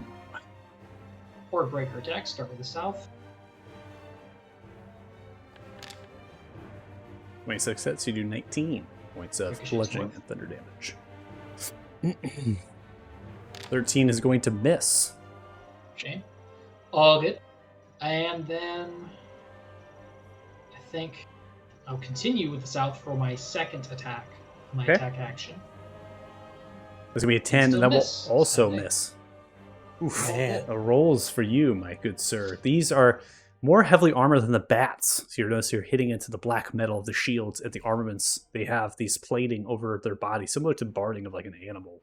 And as you're sending the shrapnel, some of the attacks are landing from their lack of dexterity, and then they're raising their shields and trying to fight off those sling bullets. Jax, we now come to you. Actually, I So, would like to go ahead, add go one ahead. last thing before. I'll hop off so that Brunda can move independently. Okay. To get off, there we go. And then Brunda will hold an action to cold breath if those things get within walking distance, continuing plowing through the barricades. All right. So like within 10 to 15 feet for the breath. Yeah. Okay. So if they make it like all the way up to here, then try to cold breath them. Gotcha. Now it's my turn. Sorry. you're good. So for turns, it's us and then our wolves, correct? If they're not mounted, right, you can use them interchanging. It's up to you. Workflow wise, normally they would be initiative underneath you, or they would roll their own independent initiatives. So it's up to you and how you want to interpret it. I'm fine if they go at the same time. I don't have a preference. I'm gonna cheese it a little bit here. I'm gonna use my wolf first and attack this guy. All right, Here, everyone, hold I- on. Dustin is cheesing. He's I know. cheesing. All right. How know. dare you? We're gonna need to take Shit! a break. If we gotta- It's It's the Okay, first Gruyere. time in He's Fucking he's cheesing. kinda- I Hey. collected every single arrow I ever threw or shot. I deserve one cheese. What is and I'm this? gonna, Swiss Gouda Manchego? I'm gonna bite attack that guy there. All right, so you Nice. can't crit fish if you so choose. You don't have to, but the 7 There's is an going advantage. to Yeah, connect. I'll crit fish. Why not? And they are going to fail Nope. their saving throw. Nice. So they are going to be prone as Olas, the cowering, pulls themselves through here, grabs onto the leg of this bull creature with the knees kind of pointed back, right? So you grab on, you can yank it forward. Creature falters to the knees in the prone state. And then I will finish movement there for him. And I will move Jax there, and I'm going to attack him with a dagger attack. Okay, I do want to state you will Yes, sir. take an attack of opportunity from Yeah, this creature. Yep, I know. Moving back. Disadvantage will miss. The 17 is going to hit. Go ahead and do sneak attack. And sneak attack. That is going to be Nice max roll and 20. sneak. 8 Yeah. points of piercing and acid damage, and then 28 points. No, 36. It's added in. I'm just kidding. But 3 6s. Oh my god. I mean, gotta get lucky every now and then, right? And then... Oh, man. Bonus action.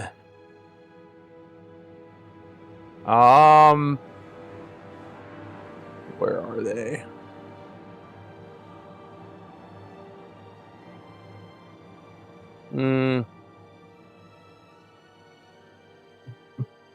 No, I'll just hold on there. That's good enough. I'm gonna hold on Okay. to those. I can smell the Gouda from here. Sorry, gotta cheese once every 10 games. or What's so, you every know? 10 games? Mm-hmm. At least you're not hiding in that corner today. Yeah, it's true. Pip, you're up. Alright. I'm going to use Ice Storm and slow these guys down. They're gonna be waking anyway. Might as well.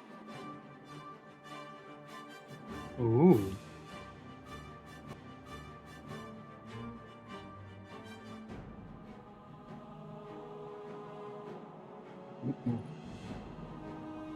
All right. While I was waiting for something to happen. Oh yeah, I don't know. Uh, Do I just did I do no. something? No, I don't think you did. Let me check the console here. It might be because you're lagging, so it's like trying to figure it out. Let me see.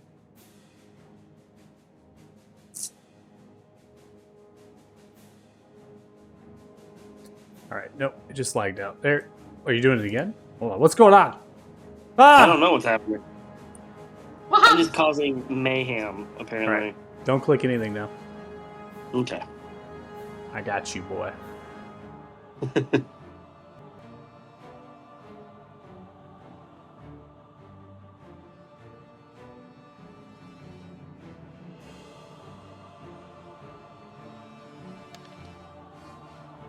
Go.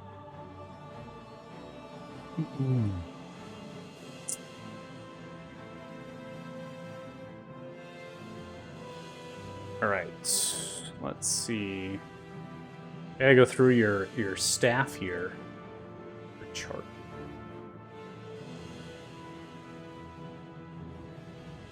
Takes up a doozy.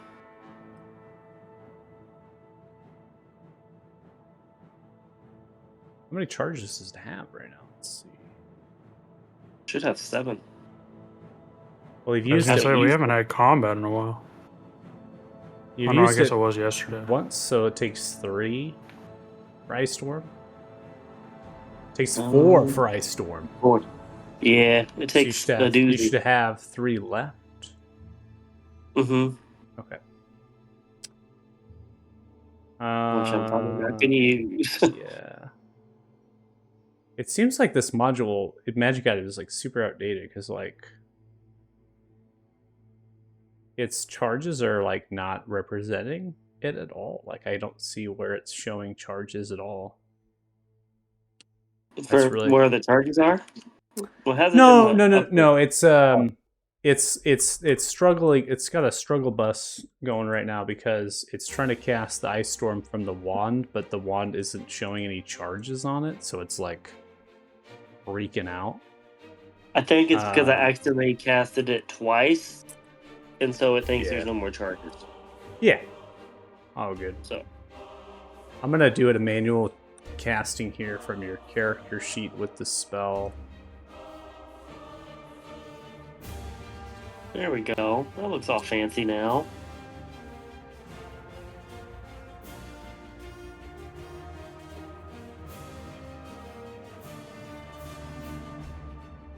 Hey, they're incapacitated. Nice.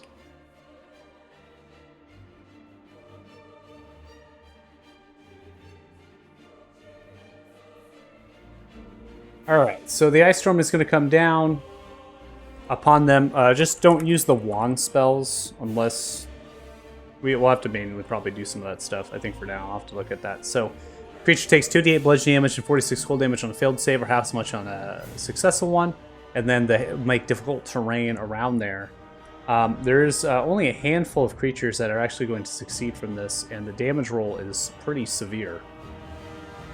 So they come down, shooting through. The actual skeletons are going to be just decimated from the ice storm as it sends through. 3 of the lizard folks as well are going to be hit by it, and the minotaur-like creature is going to have a number of damage associated with them upon that. Anything else here for you? I'm then going to unmount. Let's see if I can figure it out easily.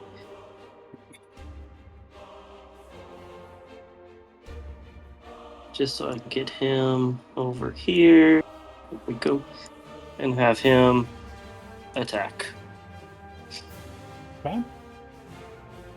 Really good ones. Right.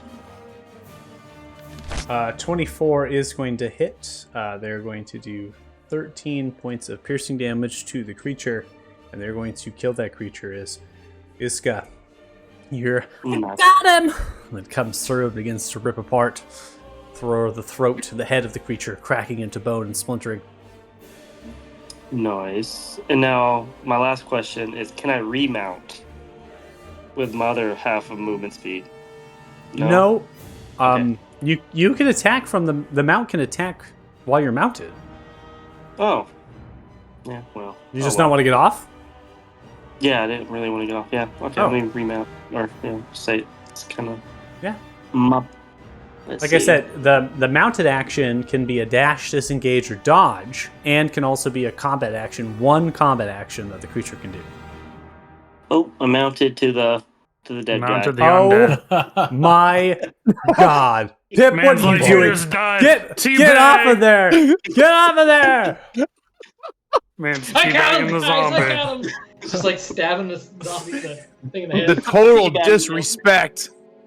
Gotta teabag him after There's you me. He's kill like him. bouncing like, kitty up. Come on. Alright, let's try All this. right. Hi ho, Silver! It's also a select. It's not a target, so you just have to have Oh. it selected. There we Okay. go. Alright, and I'm just gonna end my turn. All right, I did ending enough. turn.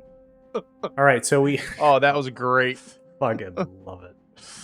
All right, we now are going to come to the Mangonel here. Now, Mangonels have like I said, stated they got a minimum range of 60 feet, so they can't hit anything really up at the wall level. But everything in front of you, Kanan, is actually up for grabs. Commander begins to yell in the direction of close quarters, degree very close to you. Now, Kanan, you probably wouldn't recognize that. Mangonel is beginning to fire down upon the enemies right. Oh, they almost couldn't see you. That would have been pretty bad. I'm in the air. They'd have to be pretty precise to hit me. Going to kill all of them as the Mangonel topples down. Damn, they just took all your kills. It's fine. All right. It's teamwork. Start teamwork. Teamwork makes the dream work. That's not how this works. There is a score system.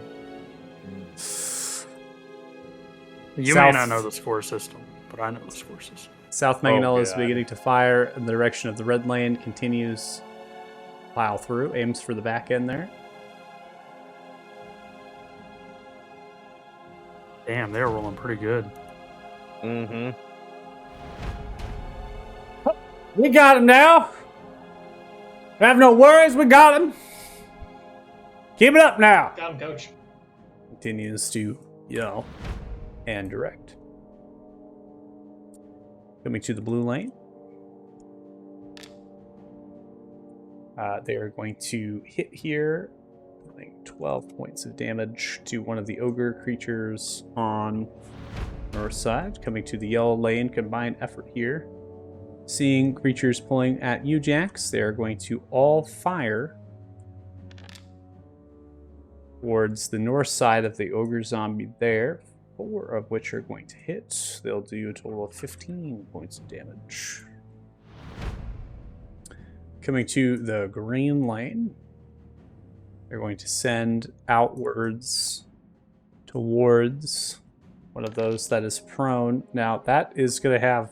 They already have disadvantage for range, but thinking of this double disadvantage, only one of which is going to hit. They do 8 points of damage from the green lane, and then the next lane will be the red lane of your allies, and they are going to fire down close quarters here at that skeleton, and you'll see they don't really have disadvantage at this stage, and I believe anyways, I didn't measure it, but it could just be good rolls. 23 is going to be an +3, so that's a total of 26 points of damage as they aid you, Donlin, and set out a volley.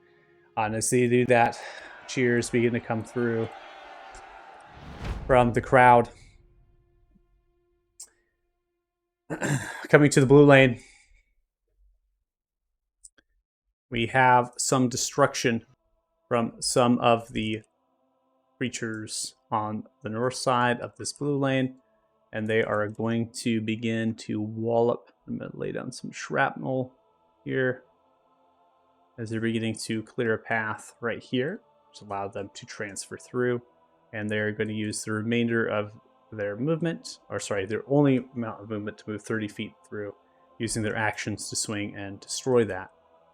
The others are going to begin to dash, wrapping themselves around, and they're going to go 60 feet here, and then this one is going to go 60 feet here. Be it for the blue. Now come to the yellow lane, clearing out some enemies.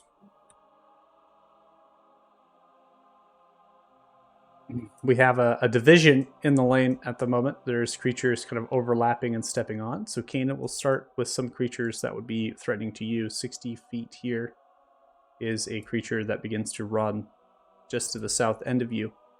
Another one groups themselves together, their shields raised. 30 feet, these skeletons will move in their formation, and they are going to fire a volley at you, Kanan. Duck, Kanan, duck! This is also a macro that is associated with here, and it will check your armor class. That is accurate. 2 of which are going to hit you. The only thing it will not do is detect criticals. So you have the advantage with this system that they cannot crit against you. 2 of which are going to hit, so it's a total of 7 because we have to add 1 more of the modifier. This is going to be physical damage that is non-magical, which means you will resist that 7 and bring it down to 3. Fair enough. Okay, so they're going to send out a volley there. Kanan, you gotta duck better next time. I mean, that was 6 things. He ducked pretty well. Zombies are going to move, and they'll also group themselves together to get around the spike there. Now we come to this part of the yellow lane. That's right. That's right. Let's go.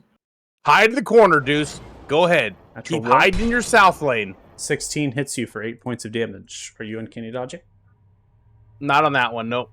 You take 8 points of bludgeoning damage. The next one to your left is swinging. 11 is a miss. And a nat 20. I think And I'll now's the take time for the uncanny dodge. dodge. Let's go! I saved it for a reason. I knew it was worth it. You take I- 15 of the 30. Oh my god. Jax, you are almost to half health, I think, at the stage. You've taken Yeah, that's absolute amounts of damage as they're smashing towards these Hulk large creatures, more smashing to the ground. You're trying to duck, dive, and dodge. It is like a Dark Souls game, if anything. Eventually, the critical hit comes through your chest. You kind of grab yourself at the last moment to try to brace against it. Smashes with the spikes in your center point of your chest. I'm not like Donlin hiding in the south lane there. Just saying. Olas is going to take a hit from a gore attack. This is a charge mechanism. 15 is going to be a miss. As Olas's armor class is 18, now to the mithril plate barding. Is the You're welcome. plated. It's better. It's better than mine. Okay. I forgot to change the turn there. Sorry. To the green lane. Green lane's looking a little bit clear now that a lot of things have gotten removed from that ice storm. Difficult terrain here, so this is going to be a dash there, and then there will be a step, Misty Step, moving an additional 30 feet from this very weak, injured, shadowy lizard folk. That is going to be it for the green lane. We're now going to come to the red. Removing some creatures from the field of play. We'll start with what's close. Todzog, I'm just kidding. Donlin, 2 Great Axe swings towards you. Just kidding. 1 Great Axe swing. 19 is going to connect. You'll take 5 out of the 11, and then the next attack will be the Gore. 20 is going to hit you. You're going to have 14 to 7 from the Gore attack. Damn. Damn is Rolling correct. insane on these attacks against me. I don't think he's missed yet. They're going to pick themselves up from the prone using half of their movement speed, so they'll go 45 on the dash. And they will come together here. Next one is going to move 40, then 60 as it comes around. As we look towards the decimation of the creatures in the red lane, as well as looking not so horrible. A lot of creatures have perished. A lot has died. Things are looking up. But not everything is as it seems.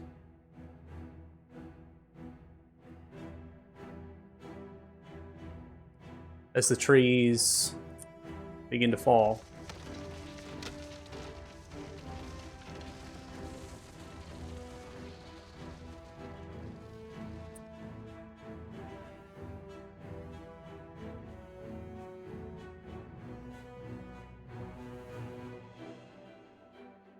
there is a tree that is lobbed from the darkness of shadow.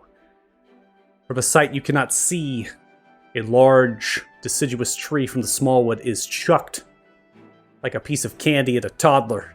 As it lands, it crushes into a handful of soldiers on the yellow lane, allies, as they are crushed for 41 points of damage, one of which remains, holding themselves to from the attack. They are grouped together, scared, as the tree comes rampaging through. A side effect of the tree coming through, the wall breaks from the tree.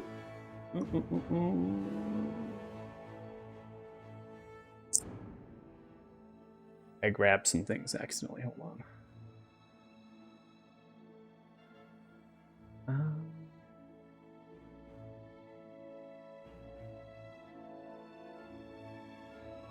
What did I grab? I grabbed a tile underneath something. Oh no. Multiple things. Okay.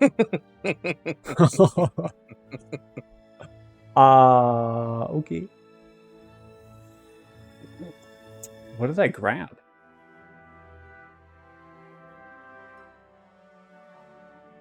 Uh-oh.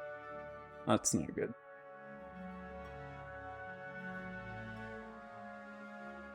Well, boys, I grabbed something. I don't see anything changed. I think we're okay. These tile layers, man. I grab somethings, I grab a lot of things. Okay, here we go. There we go.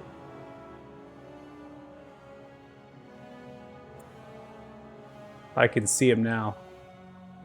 There's some braziers that I grabbed underneath one of the tile layers. Ooh, that's rough.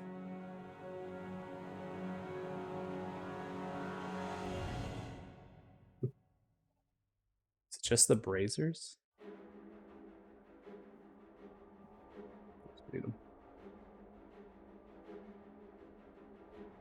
I don't see... I wonder if they duplicated it accidentally. Oops. Okay. Sorry, that's just me, man. I think I had 2 sets of tiles for the braziers down on the play. So I grabbed one of them, I duplicated them. All right. So you should see here is the wall has been destroyed from the tree as it comes toppling down. Previously in this, I was putting down some tree stuff. Like actual tree, but for you, Rakan, since you're lagging, I'm just going to draw a pattern here to represent the tree foliage that is here, because I do not want to create too much of that artwork here to lag you out. I mean, like I said, it shouldn't. I don't know how much it's looking on your side. It's saying I have good ping now that I've exited Discord on my Wi-Fi and just using my phone. Yeah. I just don't want to chance anything. I want you to still be able to play, right? So I'm going to draw just some artwork to represent where the tree has kind of landed. Anything in the space of that artwork there that just prism square, that is a tree that has kind of come through. And we might as well change it to a green just for the sake of it. Change it to a darken, cut out blackish green. Increase the opacity. There we go. I want to make sure you're able to play. I don't want to create... If there's so many things on here, it's going to lag you out. So that's going to be it for the creatures. Now, before we get going with the next round, Kanan, you stare as the soldiers in the yellow lane topple from the tree, breaks apart some of that wall. You see the wall cascading down from the brick as the tree slams in. You hear the screams and the cries of those soldiers. Many are looking around the commander, screaming, "What in the hell?" Confused and bewildered of what has just sent a tree lobbing through the air hundreds of feet, then crashing down from the small wood.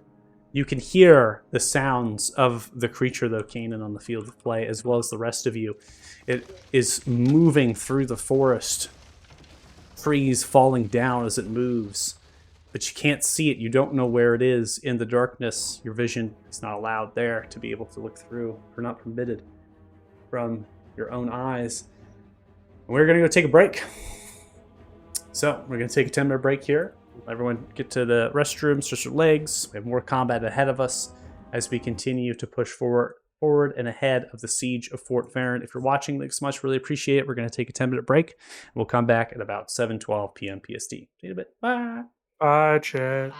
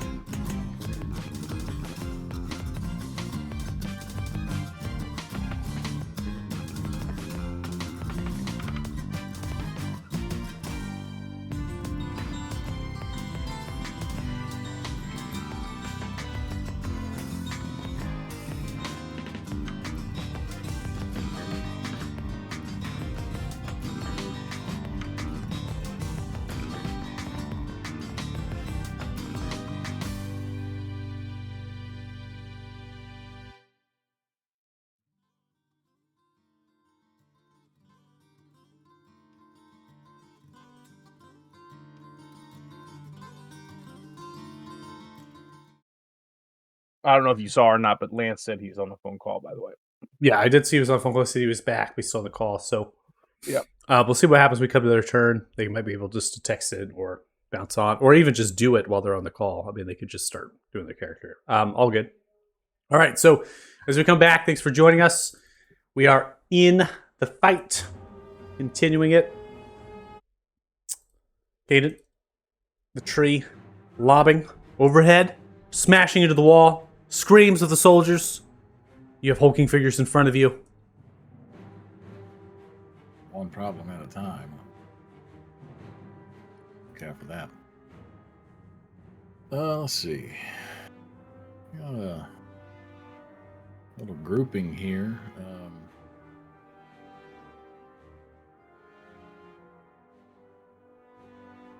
I think we are going to play it safe, and we will just hit another energy barrage.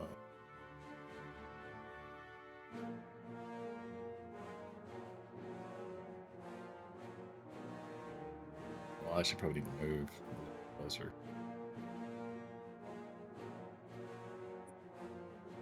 You damn broke it again. Well, I You just actually- realized that, like, You can hit, but if you want to hit 3 of them, you can get right up on. You have to be right next to them. You have to be like right Yeah. here to get all 3. yeah, I wasn't aiming for the one in the back. I was calculating in my head if I needed to get closer to hit them from where I'm at. Nah, you'll hit both of those where you're at. That's fine. So we'll just do that. All right, 16 points of force damage is dealt to them. That will also restrain them as they both have failed their saving throws. Rips to the grounds.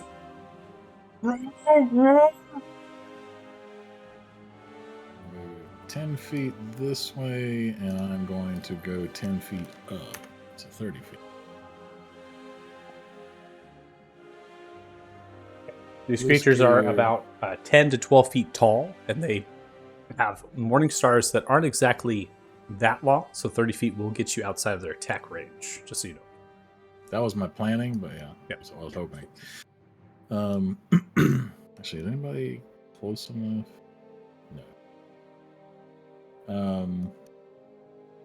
Blue Scare, let's see if he gets his cold breath back. He did not. So he's just gonna move in and attack this guy. Okay. 19 is going to hit. They succeed on their roll, but it doesn't matter. They're going to take 10 points of piercing damage. And this actually comes into play. These creatures have undead fortitude here. I don't have it automated for this fight. And also, they're not in turn order, so it wouldn't even go off. So anytime there's going to be damage that's kind of close to being able to maybe beat that DC, I'm going to roll it. But they got a natural 1, so yeah, they're dead. And they died twice. Yeah. And then yeah, that's gonna end his turn. All right, Donlin, you're up. All right. I am going to swing at the guy in front of me. 30. That is going to connect with 19. You do not kill them. You see as you smash through some of the bone brick, cackles at you with the great axe. Son of a bitch. Yeah, we'll hit him again. Next attack is a 17, and that is going to crush into them, smashing them into smithereens of bones and horn. Okay, I'm gonna move around Todzog here. Move forward. We got to get to the tree. You told me to go back to the wall. Yeah, and I'm telling you, come with me. You don't stop. You know, no alcohol for you for a week. 27. Wow. Is going to connect as well. Deals 27 points of slashing and force damage. And that's your bonus action, courtesy of the Chaos Yep. Slice. Yep. And then he is going to move beside me. And he will cold breath. He's gonna catch These you in two. it because you threatened to take away the booze. Mm-hmm. Oh damn, I slipped. Sorry. Oh, I'm sorry. That was an accident. All right. Looks like you didn't roll the saves. There's going to be failures, I believe. Let's see what that. It's 12. DC 12. Yeah, that's both going to be failures there. They're going to take 16 points of cold damage apiece as they're splintered in shrapnel of cold as it comes ripping through them. And that will end our turns. As soon as I can find the end turn button.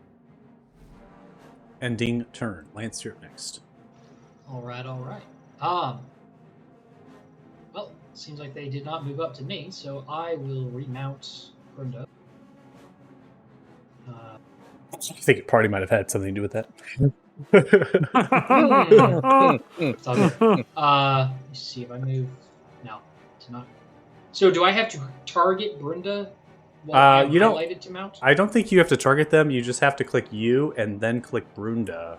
So you have to have both of you selected, and then you press M, which is mount or the macro. Which is how I read it in the module, the wiki, but it might have changed. Like, it changes a lot because it's based off of like token attacher, and that changes quite often. Utility might have a quick link for you too. I will go. Yeah, there you go. Hey, there we go. Yep. Okay, so now I had to click myself. That's weird. Anyway, so let's see, move 5, 10. I'm gonna start with the one over by Olus and then ricochet up to Jax. Try to thin out the herd there a little bit. That's fine. Why is it prompting whenever I? That's weird. Nope. And so sharpshooter's still on with a roll of a 3. My gosh, Lance, we got twos. We got 3s. 3s. Yep. Not having a good time. I'll go to the one north of that. You're gonna have a bad time. with your pizza, when you got a French fry, you're gonna have This is not the game I signed up for. So that was to this one. Hold on. You're not rolling damage right now, which is interesting. Oh, I did roll. You're right. I didn't roll damage. That's weird. It rolled automatically previously, but now it's not. There it goes. I think it's lagging a little bit. 19 is gonna come through. Could be. Oh, which one were you targeting on that attack? I was supposed to be targeting this one. Okay.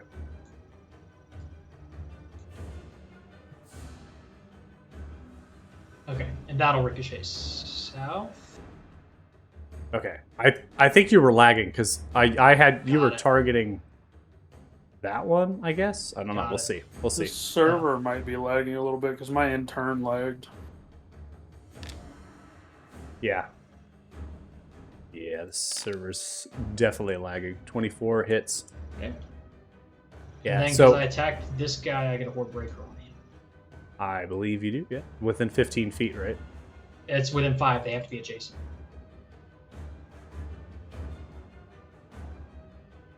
Gotcha. Nope. 10 will be a Still miss. just not rolling well. 2s, 3s, 4s, nothing. And then Brunda will continue this way a little bit and dodge there. And that's my turn. All right, ending turn there. We'll put Yeah, the my end turn lagged by about 2 seconds or so it's probably a little slow. Yeah, we'll see if it's the server here. It would make sense. I'm lagging a little bit too. So we'll play it as best as we can. But if it's a server issue, I'd either have to essentially restart it and hope for the best. Jax. All right, Olas is gonna walk over those bodies there, and he is gonna use his cold breath. Uh-oh. Do I need a use ability? And how do I turn the ability again? Mouse wheel. Mouse wheel. Just plain mouse wheel. Okay. Yeah, you just spit it. On those 4. Oh my Whatever god! Let's go! Nice. Go! I'm sorry. These shouldn't have ranged weapon attacks. I don't know why they're set that way, but that is super funny that it critted for you. Olaf the Brave, baby. Unfortunately, it is not going to crit. So I have to take the 12 is what you rolled, and divvy them out here. So Damn it. yeah, I know. I'm so sorry. So this one is going You're to fucked. succeed there. The one back here is going to Somebody's succeed jealous. as well, and then 12 on the front. But it's still a very good attack. You can see this cold splintering through. They are two of which are badly injured. The other two are injured. So Olas did succeed in doing pretty good damage. Yeah, and then I'm going to target the guy in front of me here. Okay. That is going to be an 18, which will hit within 5 feet of Olas. The attack is accepted. 19 points of piercing and acid damage. You stab it to the knee of that creature. And for my bonus action, I am going to target myself and take a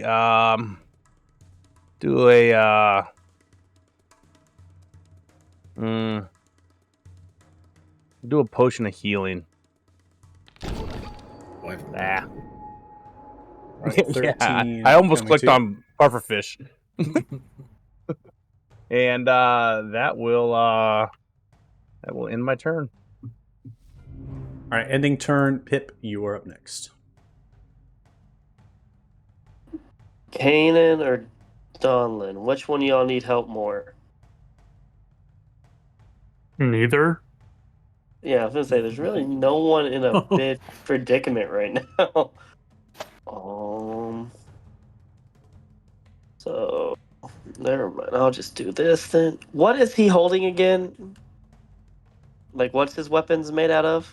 The big guy with the black tower shield is wielding a morning star and has black shield and black armor. So metal. It is metal. All right, so I'm gonna use heat metal on him. Okay. Quite the spell. Jax was the one cheesing. Are you putting on the armor or the weapon? I'm gonna put it on the weapon. All right, they're gonna succeed in holding the weapon here. So as the heat metal comes through, physical contact with the object will take 2d8 fire damage when you cast the spell, and then a bonus action on each of your 7 pointers causes damage again. Now, if the creature succeeds on a Constitution saving throw, they will not drop it, but they will still have disadvantage on attack rolls and ability checks until the start of your turn here. So 11 points of fire damage dealt. Okay. And then I'm going to have him come over here and have him bite him. Okay. So you do have advantage on the bite. So you can try to hold down Alt if you can, or you can just roll twice. It's not a big deal. You can see the Morningstar sizzling with the heat of that metal, and it's sizzling the skin and the flesh of the undead creature here. The creature does not care at all upon being burned. This is going to take 8 points of piercing damage and is going to fail, so it is going to be knocked prone. Cool. And that'll do.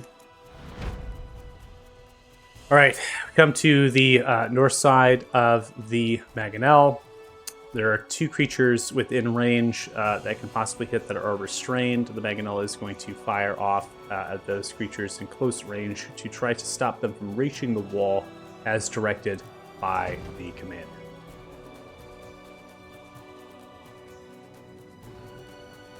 Mangonel is going to fire down, one of which succeeds with disadvantage. That's pretty impressive. Well, out of your mind tonight, Mike. I don't know, man. Rolling well, baby. Come on, give it to me. Haven't missed me yet. Now, Commander is seeing some of the zombie creatures that are beginning to move up on the yellow lane, and knowing you right now, Jax, and seeing what's happening on the battlefield, they're going to opt to try to push push something through, so that way perhaps you can move onwards. And so they're going to direct the catapult on the south side, which is the line Mangonel here, to fire off on the zombie horde that has pushed its way, who has just been dealt with that breath.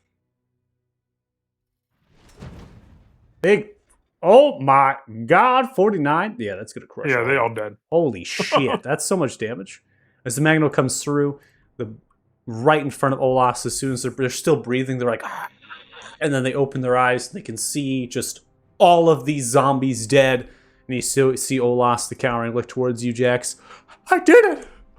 Smile with the tooth grin, the blue glowing eyes, happy and satisfied that they have destroyed this zombie horde in front of them. As we enter the South Mangonel here, the commander is going to move slightly here as they are going to pick themselves forward and look at the soldiers here that have been killed by the tree. So they're going to be going through the tree here, as well as commanding and looking for survivors of the squad of this destruction. None of which, except for one, have survived. Come to Blue. Blue is going to see in the light one of the ogre zombies that's in front of Luskir, and those 5 are going to send out a volley. As they send out a volley, only one of which is going to hit, and they're going to do 10 points of piercing damage, so pretty good on the actual damage roll itself there. Next is going to be Yellow. Yellow has been decimated. This one is going to move and join the others, forming a squad of 6. Holding the banner is no longer there, so they could have joined together. They see the creatures moving towards them that are restrained, and they're going to opt to fire off, getting that advantage. Taking a capitalization, they're doing 22 total points of piercing damage to the undead creature in the front. Ending turn, now come to Green. Green begins to look onwards at targets here. And for the bat that remains behind. So we're going to go and divvy up. So 3 is going to fire on the bat. Bat, oh my god, bat's going to fucking die from all 3. Jesus. Alright, so the bat's going to take 12 points of piercing damage and falter dead. And then the other 2 are going to look yonder with red and fire off, helping you, Donlin. So 2 fire off, and then 5 fire off. So a total of 25 on the north zombie creature that's due north of you, Donlin.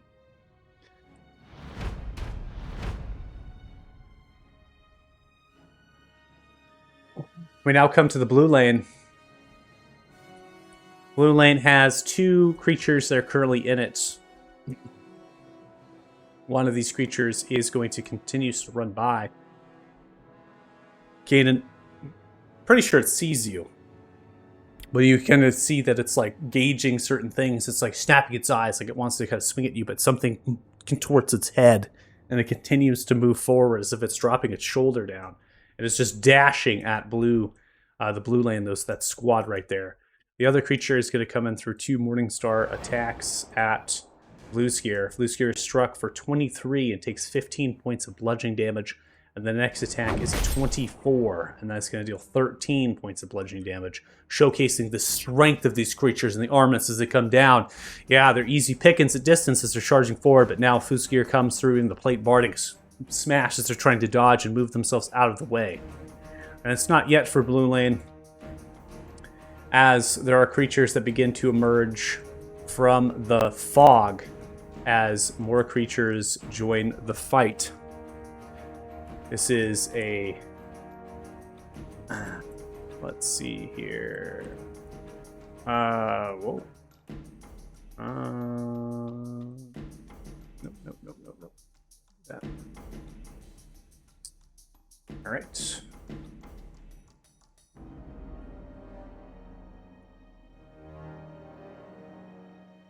Yeah, my lag is pretty bad. 3 bats are going to come into the fight here, putting them into their formation. They are not going to go as they emerge. This is their turn just to get here. They're 60 feet in the air as they begin to come into the light just there. Ending turn. We now come to yellow. Nothing rolled for yellow, so no creatures are emerging from the shadowy fog. Removing some undead as they come here. 2 creatures are going to take their actions to remove restraints. Those are the ones that were held by you, Kanan. They have no actions to take other than trying to rip them apart here. And they are going to charge forward, having to navigate the spike as they cross between, kind of smashing into it as they're moving. This one right here, Kanan. This one actually is going to do strange. They're going to come 30 feet here. They kind of come up towards you as you're kind of fluttering in the air. Oh. They stare up at you. And you hear the muttering of the undead. Surrender. Or die. Yeah, my line. Bye, buddy. I remain unconvinced. They're going to dash right underneath you. Skeletons begin to pull themselves moving. And they are now going to separate themselves as they come into range. So some of these are not going to go all the way forward. And so just showcasing a slight separation. And they are going to look towards you, Kaden, as they fire off a volley of arrows. One of those arrows is going to hit you. You're going to take 2 points of piercing damage after you resist. Ending turn, nothing for green here. Coming out of the fog. I think we only have one enemy in green. Yeah, the lizard. Yeah, the lizard. I did forget this one here in yellow, which is the one that is heated. They have disadvantage on their attacks. They're also prone, so they'll pick themselves up for half of the movement. And Pip, you are in range of this creature's attack, so it is going to try to swing at you with the Morning Star. Oh, come on. Uh-oh. Don't be a bitch. Swing at me. Don't swing at Pip. Meh, I'm the one that lit it on fire. Makes sense. 20 is going to hit you at disadvantage. And you're going to take 19 total points of bludgeoning, and it prompts you for a concentration check. Succeeding. Oh, let's go! Got 20! Maintaining Let's that. go! The creature is kind of a waste, but I'll take it. It's a waste. The creature is not going to move. It's going to maintain itself. And then the shadowy lizard folk here is going to dash, moving 60. And then is going to step.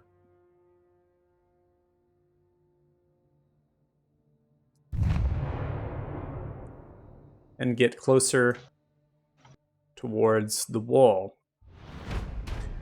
All right, now we come to red. Oh, that's where. Okay, I was wondering. Weird. Okay. So now we come to red. We have a couple things happening here. So Todzog is going to have 2 attacks against them. 12 is a miss. 10 is a miss. And then Donlin, 26 is going to hit you, halving 17 to 8. And then the next attack is a 22, halving 10 to 5. You are welcome Are you for gonna the miss rolls. me tonight? You're welcome for the rolls. The fact that I missed your mount, but I'm gonna crush your ass. And they're gonna join. They're gonna all come and see you as a threat here, Donlin. You're the same Hey, you size as missed. them. 25 hits, halving 12 to 6. As you maintain yourself and your presence. Now, red is not done yet. There are creatures that begin to merge here. Trifold of lizards as they are coming through. Put them into a formation as they drop them down. And that will be the end of red.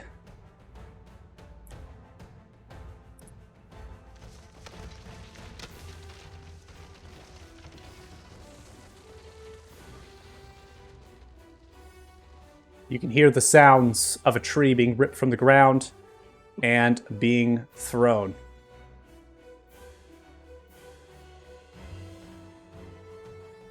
Oh. It is on the northern catapult as the tree is lobbed. The tree is smashing down, one of which is saved from the lob, and the mangonel is crushed and hit. It is damaged, but it is not out of commission from the attack. So it is just simply wounded here. In fact, I'm gonna divvy out 24. It rolled a saving throw, but it can't actually save the effect. Now, there are 3 soldiers here. You have to have 5 in order to run the mangonel. So you can see 2 of which are dead, and so there are 3 that are kind of moving around aimlessly as the tree comes crashing down. Unless 2 are coming to the aid of that, there will be no mangonel firing on the north side. Kanan, we now come to you. You are up round 6. Alright.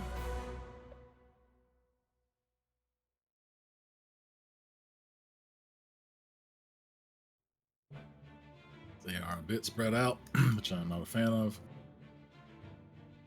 Let's see.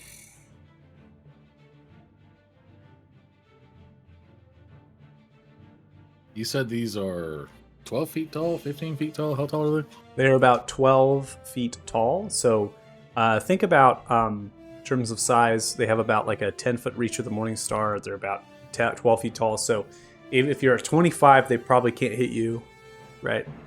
But anything less than 25 feet, they'd be able to hit you. Okay, so if I dropped to 20 feet directly above one of them, I would effectively be within 10 feet of them? Correct.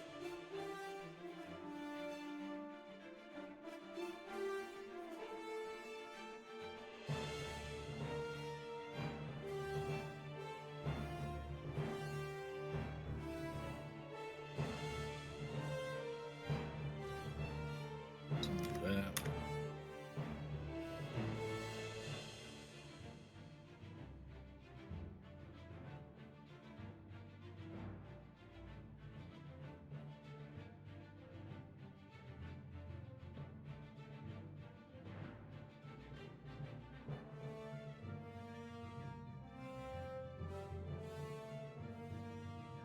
I am 14.1 away. Oh my god. Yeah. What do you? Welcome what to do you- my world, Oh, baby. you're trying to do a tentacle strike They're trying to amplify Tentacle Strike, yeah. on 2 targets, or just the one in front of you? Just the one. I don't think there's any Alright, way I I- could get close enough to hit 2. I raised it up for you. Go ahead. All right, 25 is going to hit. You're going to do 14 points of force damage. You also can push and shove for them 5, pull or shove 5 feet. Nah, that's fine. He's just gonna do it again. Next attack is a 30. That is going to kill them there. And you are going to prompt for the Dark One's Blessing, regaining 14 points of temporary. And then he will. Let's see, that was 10 foot of movement. I will use.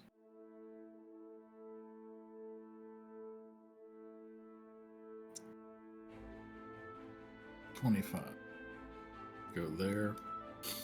I think I'm still. How far was that?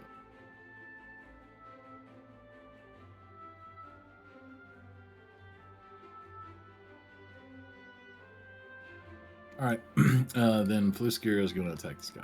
Well, first he's going to check his breath, which did not reach Urge. 10 is not going to land. And that went my turn. As the bite crushes into the metal fragments, you can see the shield just bracing against the mouth of Fluskir. Fluskir pulls back. Donlin, you're up next. All right. First one that's dying is the one that swung at the pet. 31 and indeed 24, they are dead. As you come swinging through, you can hear the voice coming through as you cleave into the shoulder, coming towards the center point. The ogre zombie looks towards you. I will kill your pet dudes. And then topples down dead. All right. On that note, I'm gonna kill the second one too. Second one comes through, and that is a 21, and that will also crush and kill that one. Bonus action, thanks to the Chaos Slice, we will attack this other one. Goes 21, and like a meat grinder, you're chopping up these ogre zombies, splintering the metal fragments with the Great Axe Yielding, a legendary mystical weapon, frost imbued, as it comes swinging through. Well, I'm gonna slowly start moving forward. Todzog is gonna come fill the gaps, and he is going to take. Actually, he's gonna check his breath weapon too. Nope. He will take a bite attack. 15 is not going to land. Rip. We will end our turn. Ending turn. Lance, you're up next. Okay.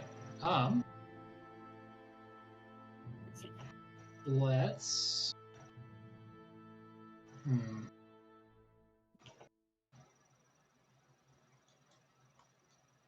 I guess let's go for the 2 that are in front of Kanan.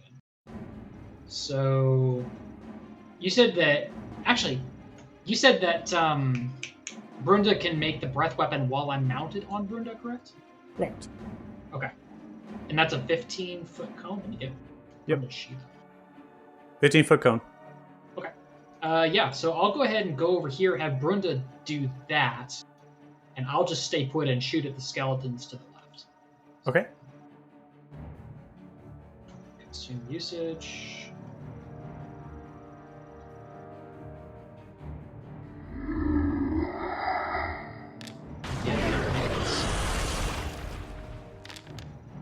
Not great damage.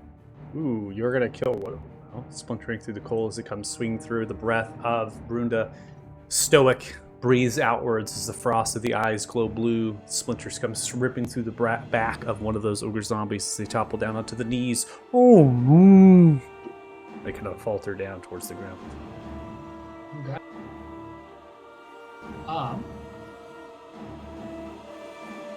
With that, I will leave. I hope Kanan can take the other one because I want to start thinning out some of these guys over here. So I will attack the one here in the center.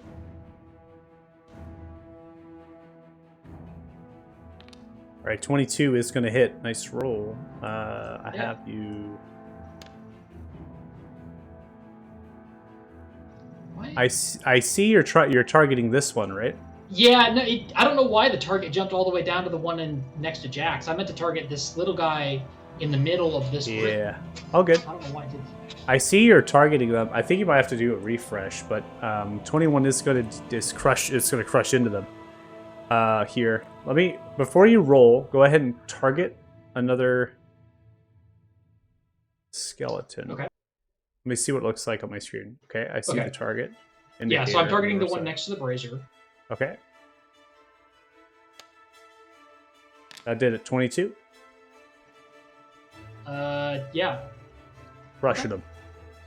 Yeah, and then I'll target this one over here.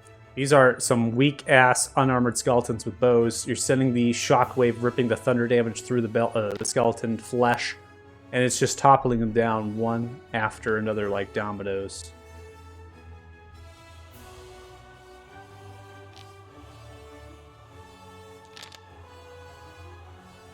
Okay. Yep. Bam, bam, bam. Just getting people off the board. That's all I want to do. All right. Lance setting the shockwave with Brunda, doing some serious work now with Kanan on the side of the yellow lane, slightly blue lane. Jax, you have taken the most damage on this fight, I believe. Actually, no. Donlin has taken the most damage in this fight, but you are showing worse for wear just due to resistance and stuff. You can see the death and decay of the creatures around you. The creature in front of you is weak. You can see it rotten flesh and the cuts and lacerations.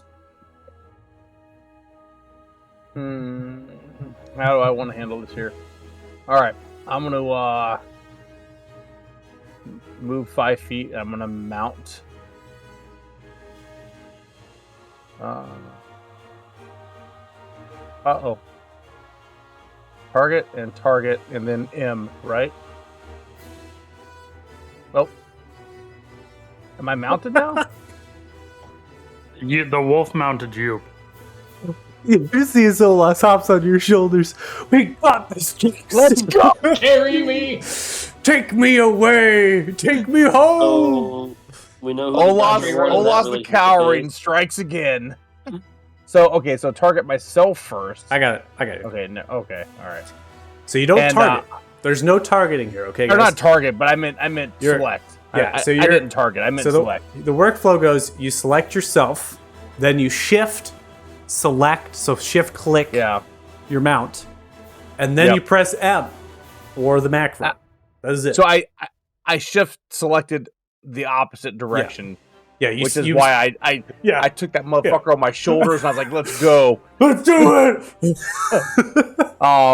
So I go ahead and take an attack of opportunity if you want to, Michael.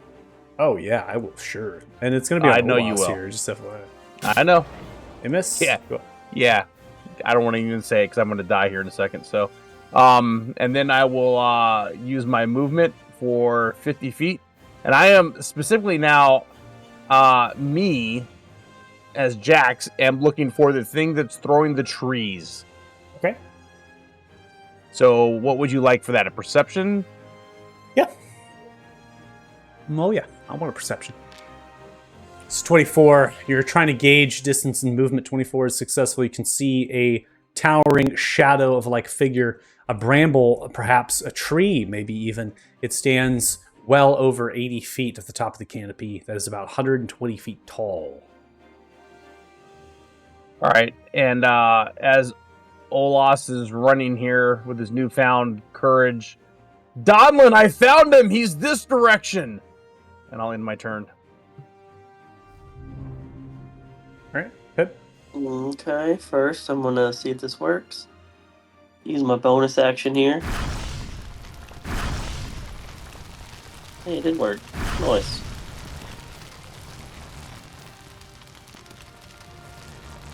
Okay, he's still alive. All right, they're going to fail their con save. They drop the Morning Star to the ground. Nope, still alive, so I'm gonna hit him with a bite. 18 hits, and that will take them out. Nice. Taking the bite, they're I'm gonna- toppling to the side. The spike to the left goes directly through their neck and pierces them.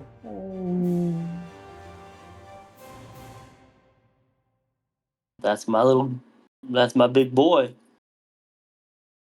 He's gonna come over here. And I'm going to talk shit to this guy.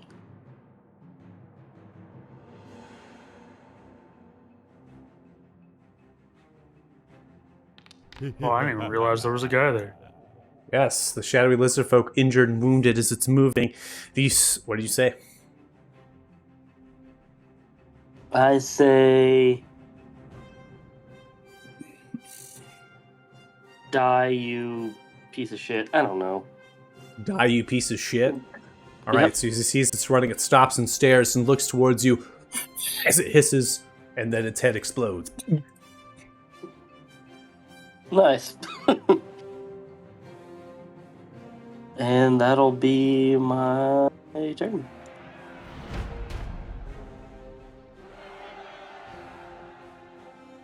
You see the three soldiers here in the northern Mangonel trying to remedy the situation, looking up towards the wall. First command, we need soldiers! But again, yell, we can't fire low! They're kind of beginning to yell in the direction. The commander kind of turns in the direction of Yellow Lane. Two of you get down there! How about that, Mangonel? See, so two soldiers now beginning to move down from Yellow Lane, and they're going to come to the aid of that Mangonel.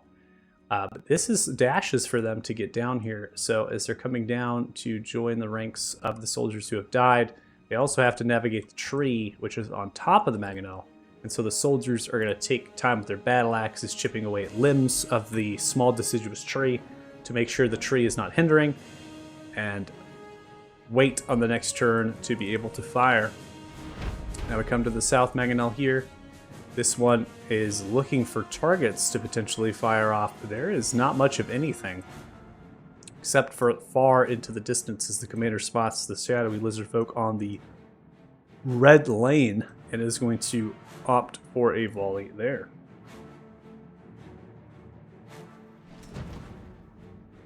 That's a nice volley. Coming down, you can see all three of those shadowy lizard folk as soon as they've emerged from the shadowy realm of the fog.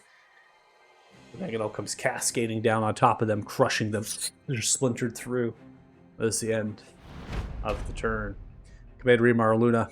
Listen, if you can hear me, adventurers, you gotta deal with that damn tree! It's outraging the Mangonels, we can't see it! You gotta line it up! You see as they grab the horns. As they begin to blow on the horn, calling forth the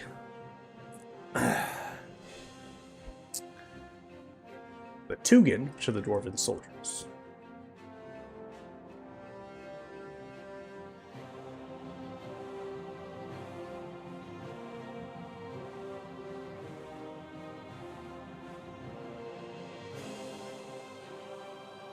So as the Dwarven soldiers are going to come into play, you have a grouping in the yellow lane.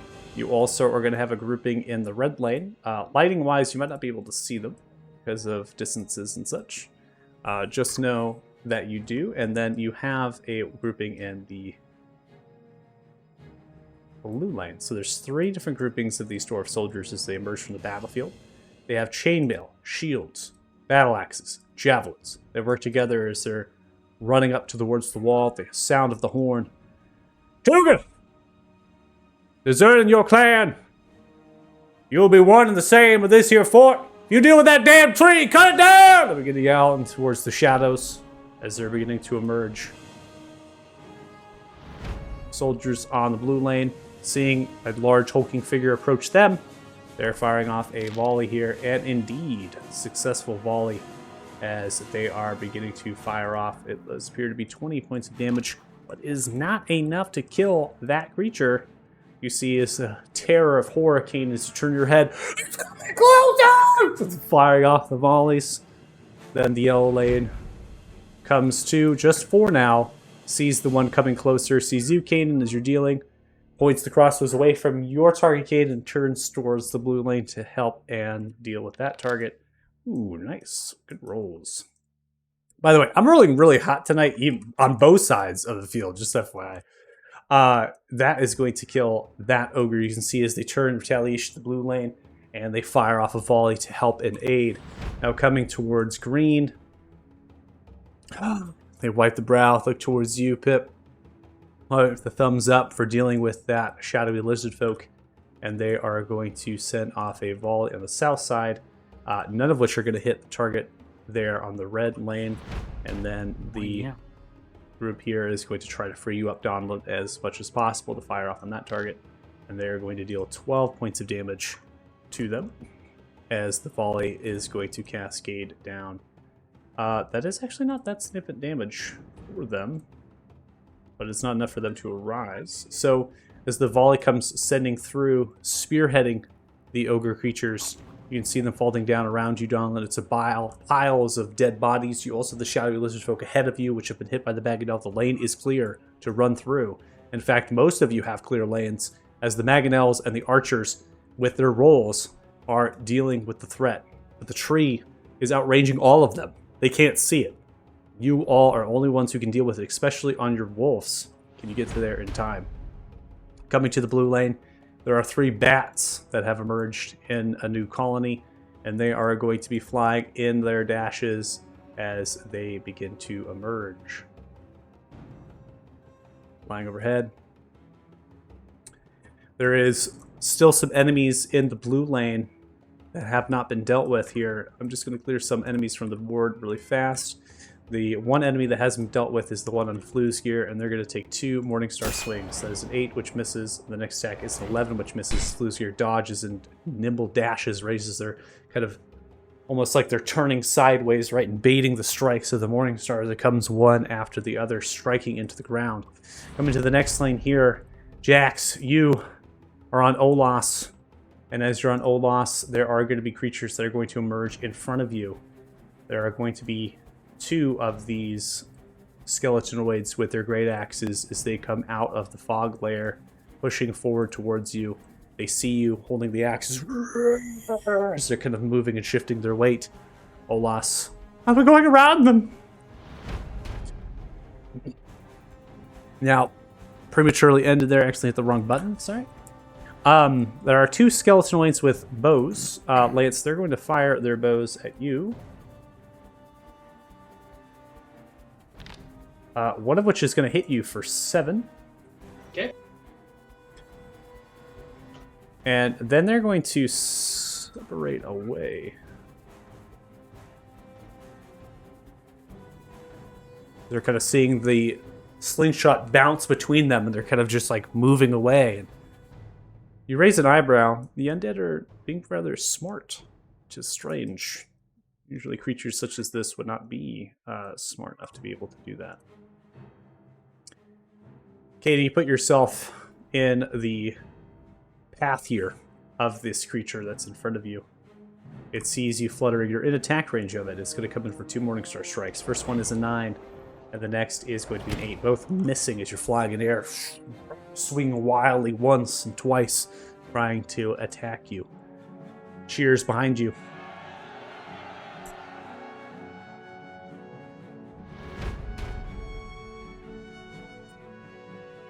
All right, nothing emerges in the green lane here, and nothing is going to emerge in the red lane.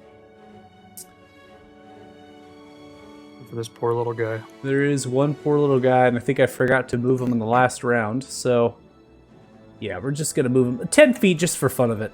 But he's just gonna move. Looks towards Todd Zog, licking the chops. You see them swelling in the muscles, and you see the lettering across their chest. DM plot armor.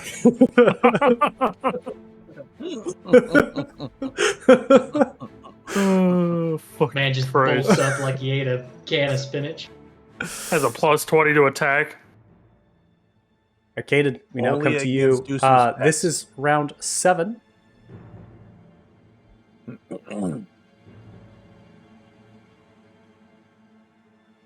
Alright. He will drop 5 feet to get within 5 feet range of this thing. Okay. And he's just going to use a regular tentacle strike. Okay. Except my range is only 5, and I'm 7.1 away. All right, hold on. There you go. All right, 17 hits. You do 15 points of force damage. And 30 is going to hit you do 8 points of force damage. You whip the tentacles coming through your body. Darkish energy as you're crashing through. Well, that'll have to be good enough.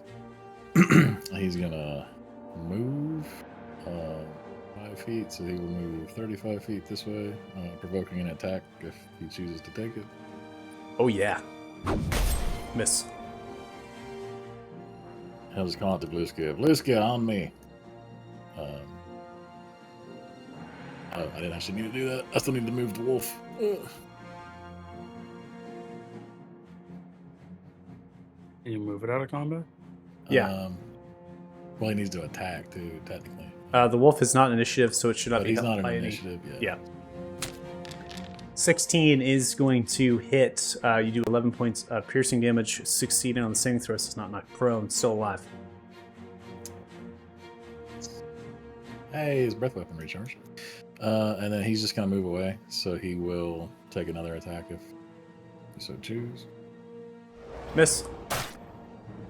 He is going to move over here. Oh, wait. Currently not my turn. Oh my gosh. Are you serious? Hold on. I used the spacebar because I was on. No. Ooh. Yeah, you're not moving. Yeah, it won't let me move. But, Okay, so well, at least I know it holds your permission values. right. That's cool. Um, It's like smart enough to assume. and then that'll end his turn. All right, Donlin, you see the DM plot armor zombie running through with that plus 20 modifier. It's looking to kill. Hot dog, handle that and come find me. And I am going to dash, just kind of jumping over all the broken shit. And then Todd Zog is going to move. And he will check to see if his breath weapon is back. Huzzah! This poor zombie probably doesn't deserve this.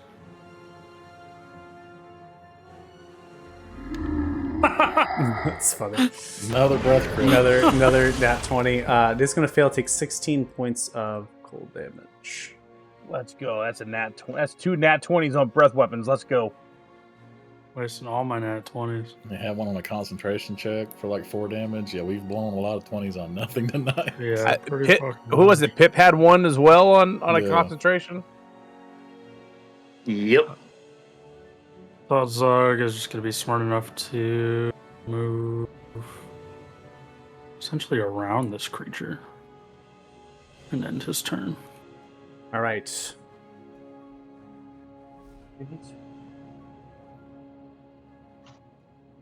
All right.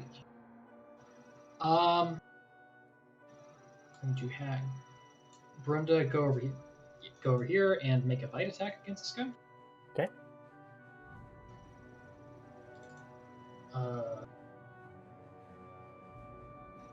Cute.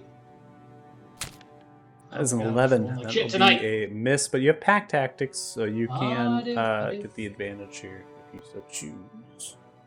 Still roll like shit. God damn, David, you're rolling like absolute fucking trash. My God, sir. So sorry. It's all good. It's all good. And then, so how do you work with the mounted being in the space? Am I centered on the space? Do I get to choose? You where get to I am? choose. Yeah, you're basically in the middle of the space and saddle. Are you in melee range for disadvantage to the creature? You know, you have to be within 5 feet. Not necessarily the reach of the creature can reach you, which is what qualifies. Yeah, it's within 5 feet. It's just within 5 feet, so you don't have disadvantage against the target. Okay. Yeah. Excellent. Then if I don't, I will try to kill this thing and get it out of my face. Because I was hoping that would have done the job. 14, that is a miss as you swing through with the sling. And I'll 16, roll up a 10. that'll hit. Thank God. Oh, 22. This is why I played with Sharpshooter off all last Matt Saturday. is able to rip through. So one planks into the back plate of its armor, and then begins to turn around. You see an opening on the side of its ribs, sending the shrapnel through the middle part of its body. It splinters to rotten, necrotic flesh. Falters to the ground and dies. Okay, so I moved 15 feet to get to it. I'll move 35 feet there. That is my turn. All right, Jax, we now come to you. 2 Minotaur skeletons in front of you with great axes, similar foes emerging from the fog.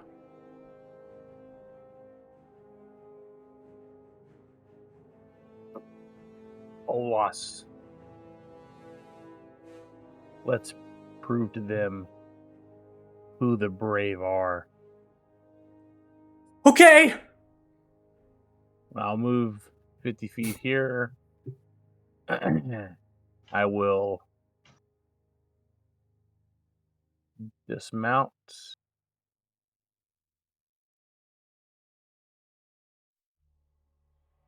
Oh, did it work? Yep. Nope. Did not. Here, I Nope. got you. I got you. I got you. I got you. There you go. Good to go. Go. And for him, do I hit? How do I recharge the breath weapon? Just You just use it click. again? You just click the breath weapon, and it's going to roll the d6.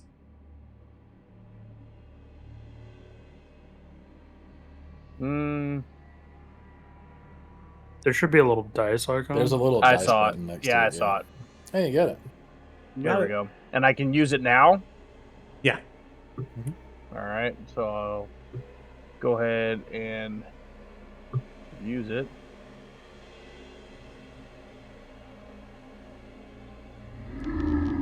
Damn, no nat 20 again. All right. Both are going to fail. They're going to take 17 total points of cold damage here. And I'll target the southern one here for Jax with my Eldritch Blast. Okay. 11 misses. It's almost a 20. I saw it. It tilted. Yeah, I was Close. right there with you. And I'll hit target the same one and give him my second Eldritch Blast. 21 hits. That's 9 points of force damage.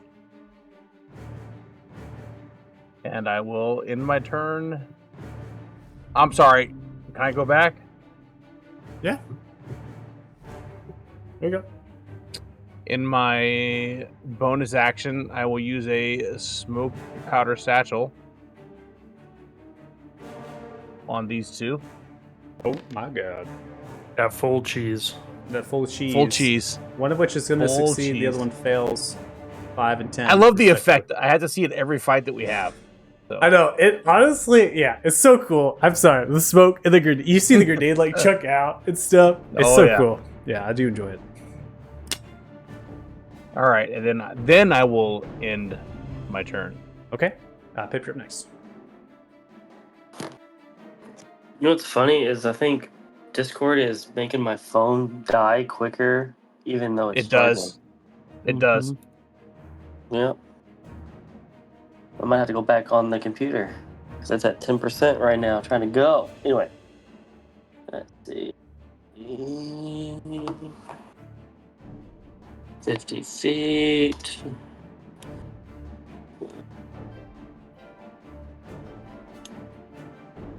Because I can use the dash, and I'm gonna be. I dropped my phone. Let's see. Why is it not going? Hang on, let's try this again. There You're we go. moving yourself and not the wolf. Oh, that'll do it.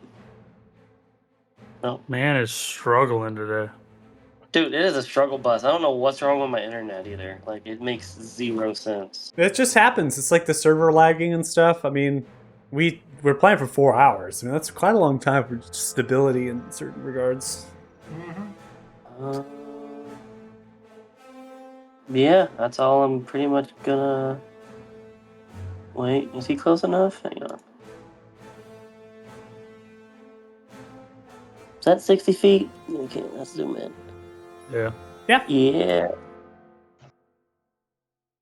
It might have a struggle, but are you gonna Bardic Inspire? Yeah. I'll do it manually here. Okay. That way you don't have to click it and all that. You're good. Alright, cool. And that's my turn. All right, ending turn. We now come to the North Mangonel, which is now re-equipped with 5 soldiers and is able to fire. This Mangonel is going to fire off on one singular target, which exists where Fluesgear was fighting to aid you, Kanan, as they launch. You see is that ogre's smashing to the ground, looking upstairs. A massive siege bolt rushes into its body as it is splattered across the ground. Now come to the south side, knowing the commander and yelling in terms of directions.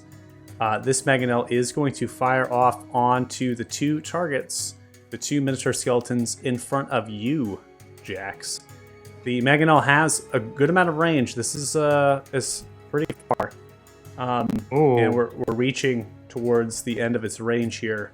That's about it for in terms of its range.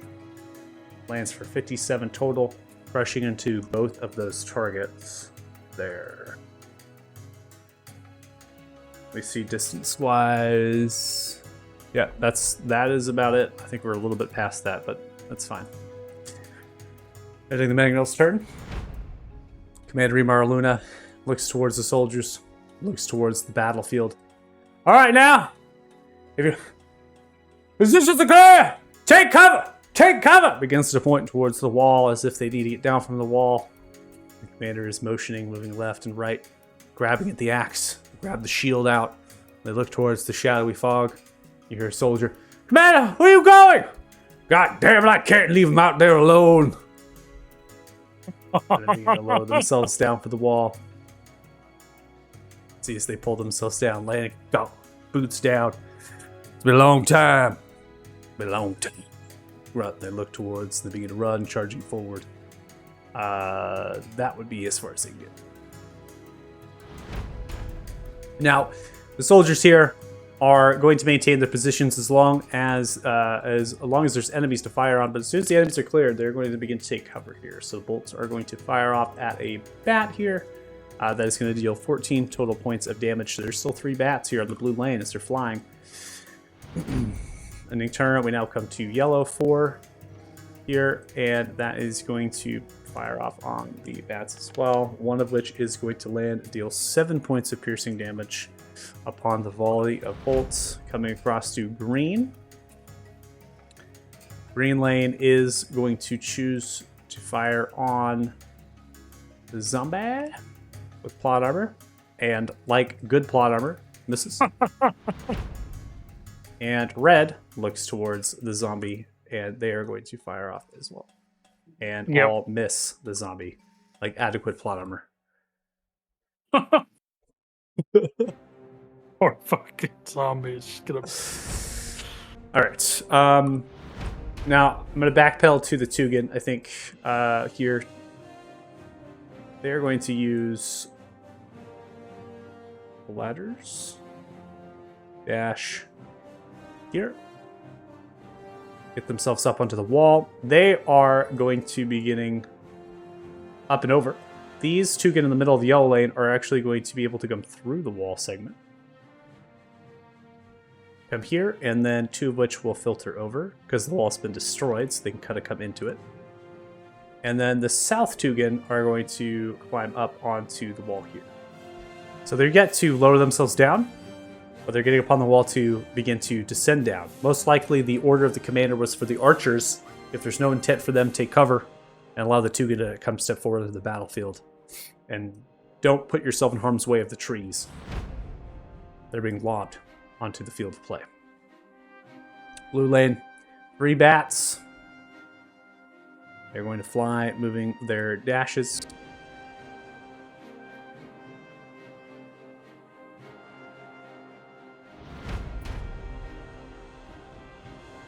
Yellow lane.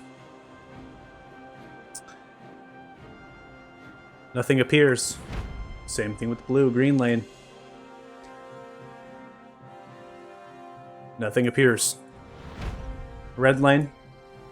We got 1 zombie with that beautiful plot armor.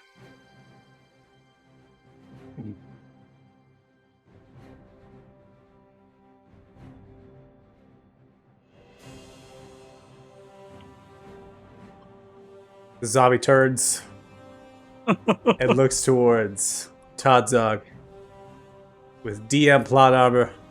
Comes in for a slam. Nope. I am gonna.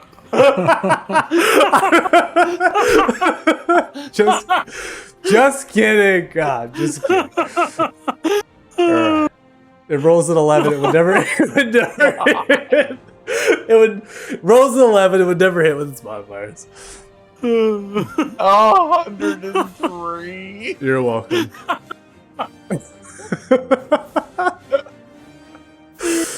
All right. Oh, crud. Okay. Oh, Trees that's great. falling from inside the shadow and inside the work.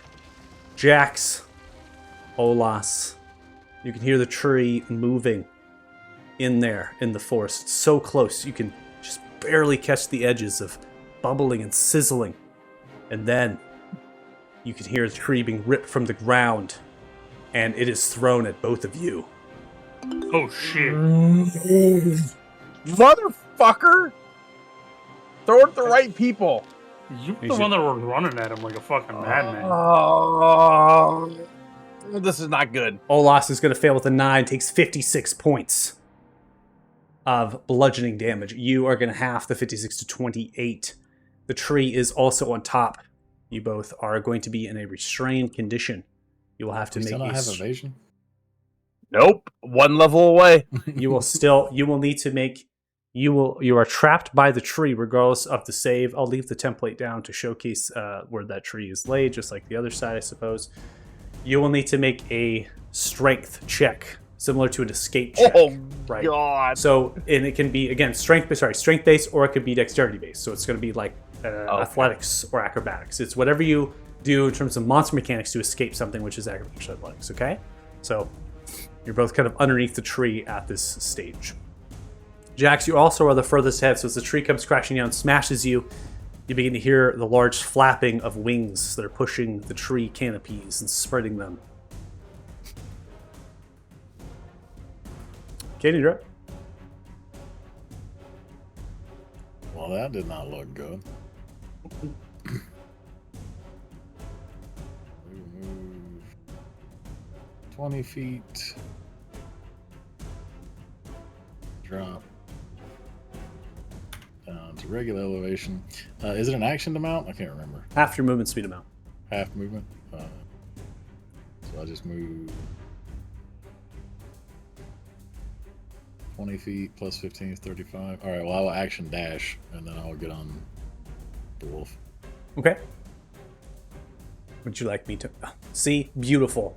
Adam, just... Got it. Did it. Fucking teacher's pet. And then blue skier is Brown going nose and ass. to run, so if the zombie wants a swing, you can have it. They have bows. They cannot make any sort of reactions. Okay. They also did not attack. They are standing still with the bows lowered. Hmm. 50 feet, and then he is going to dash Another 50 feet.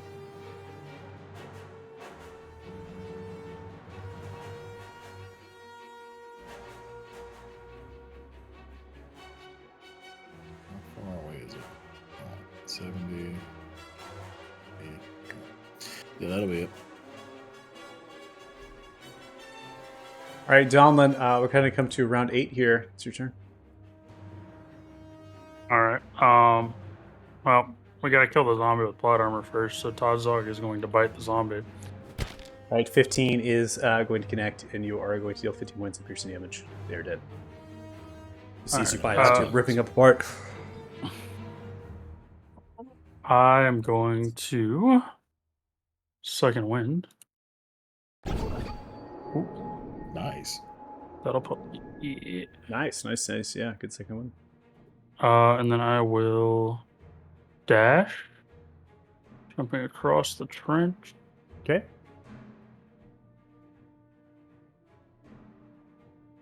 I still don't see what's throwing the trees.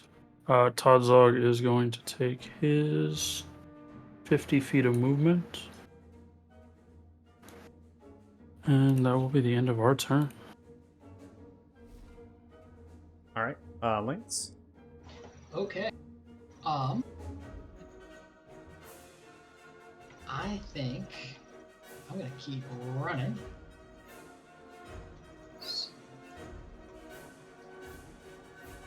Damn, and we're going to help them with the bats.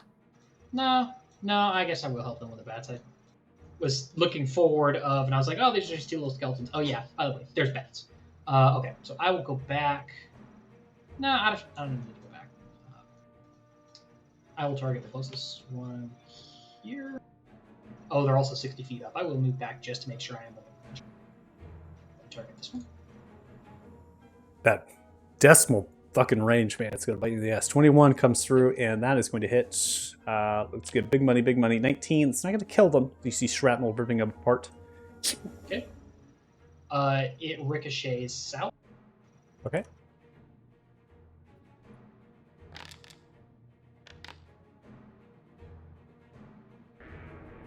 That was wall gets hit. Okay. Hordebreaker attack on the one in the front.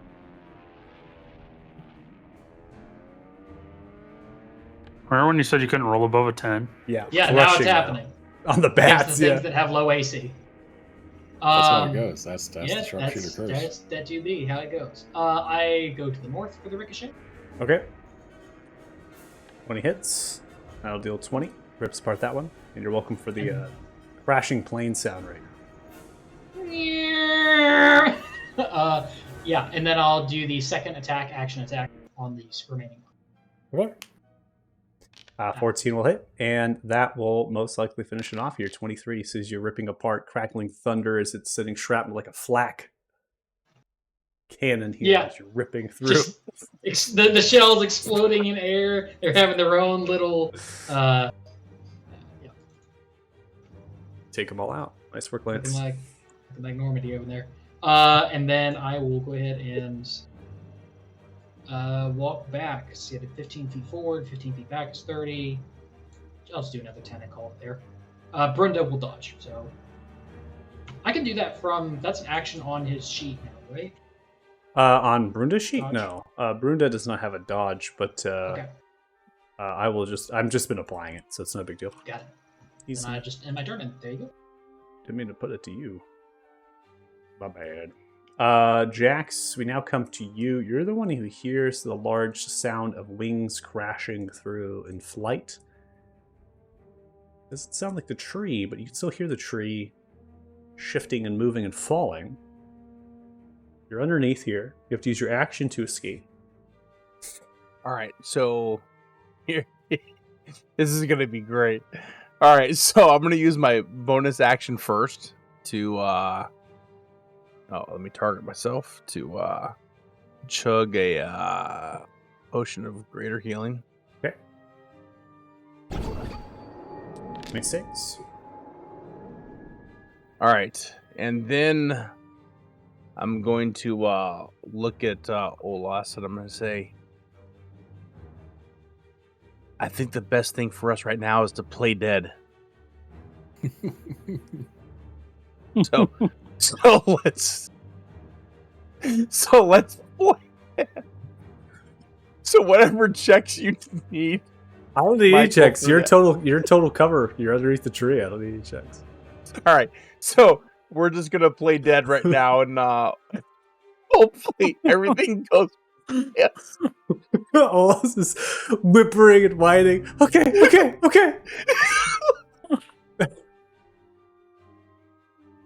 Oh my god, that fits And so now well. I know why you ended up with him. Fucking true coward with the colors show. Hey, bitch, you are so far south, nobody even knows you're on the map still. Okay, let's be I'm honest. literally like I'm less than 100 feet from you. Oh, I'm exactly 100 feet from you. And so far south, you might find Pancho Villa. That's right. That's right. Hey, I handle my lane by myself.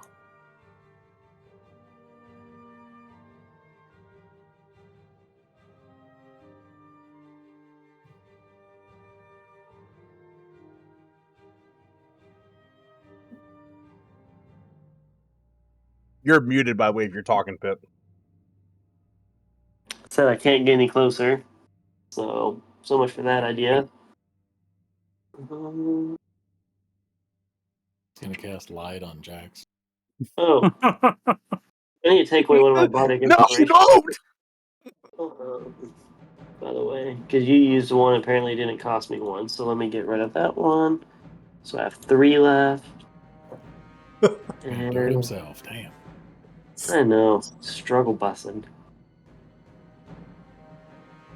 I'm actually just gonna end my turn there because I don't want to get any closer because Okay. trees seem to fall. So You're that's it. you're on the trench, so you do have some cover, right? But there's a lot of verticality here we have to consider.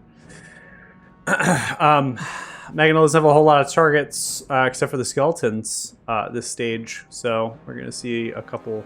Now, strange enough, the skeletons that are on the field of play, they are just simply staring. Bows are down, lowered. For some strange reason. It's gonna pop off, kill that one. The Megadals have a degree of range that they can turn. This one definitely has the reach for this, and is going to cascade down upon this target.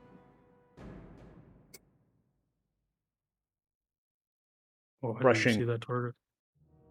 The 2 remaining skeletons as the commander and the soldiers atop of the wall begin to point out.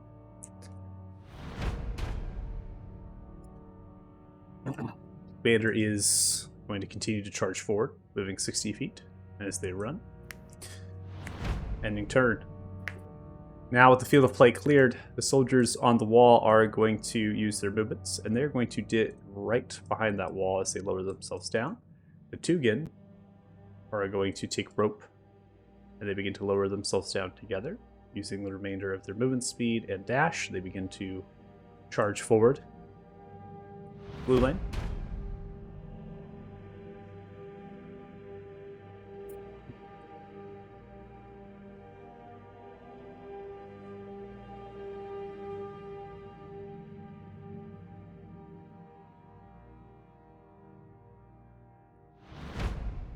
Green lane.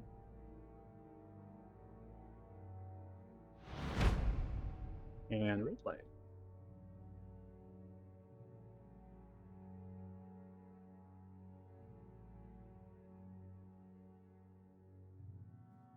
It's to be down south. There we go.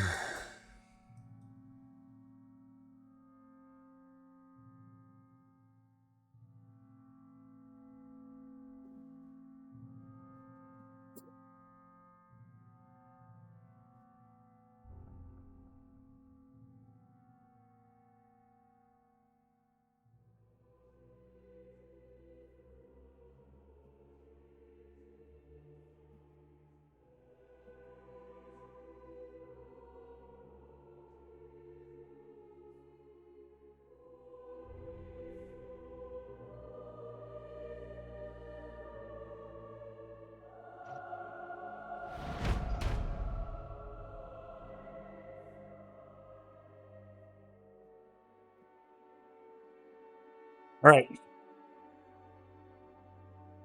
More shifting movements, trees falling. Jax, you are hiding, trying to do your best. Stop any sort of attempt against you. You hear a tree being thrown. Kane, you can hear a tree thrown. Everyone can hear a tree as it comes lobbed in the direction of the North Dwarven soldiers on the blue lane. As it does, it begins to topple 62 points of bludgeoning damage as the tree smacks into 4 of them, killing them solid, 2 of which remain relatively unscathed. Still in the brambles of the tree. They will have to try to get out of that tree upon their turn.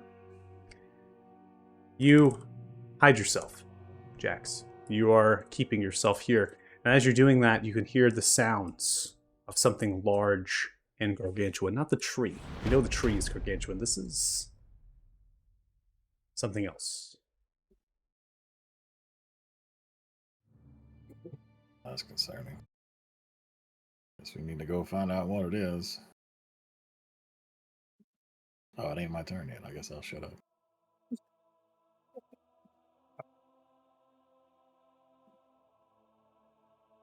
The notification popped up, so I was like, "Oh, I guess I gotta go." I know. Is every time that something bad happens that it's disconcerting. Is Kanan's voice is what I have in my head. We're fine. Oh. Hi. Totally fine. We're fucked. 60 Look at that little fella. feet in the air. Is about 150 to 140 foot long black dragon with decrepit sunken eyes and hollow flesh, tendrils of necrosis falling down, leathery wings that have shown wear and tear. There's moss and algae vine covered in the hindquarters as well as the underbelly. The stench of drought and rot clings to it. It flies overhead.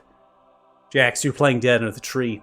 The dragon does not seem to notice you. It lets out a roar as it moves through, cresting itself with the wings. Commander raises the axe, kind of sliding to a slight stop as the dragon moves and comes ever so closer to the wall. Kanan, Right on top of me. you hear Blue's Gear kind of whimper just slightly, as almost if they're like kind of adjusting to the movement of the wings as it's pushing against them. And so the paws are kind of gripping into the muck and the rot wood of the trench as you're sliding into it.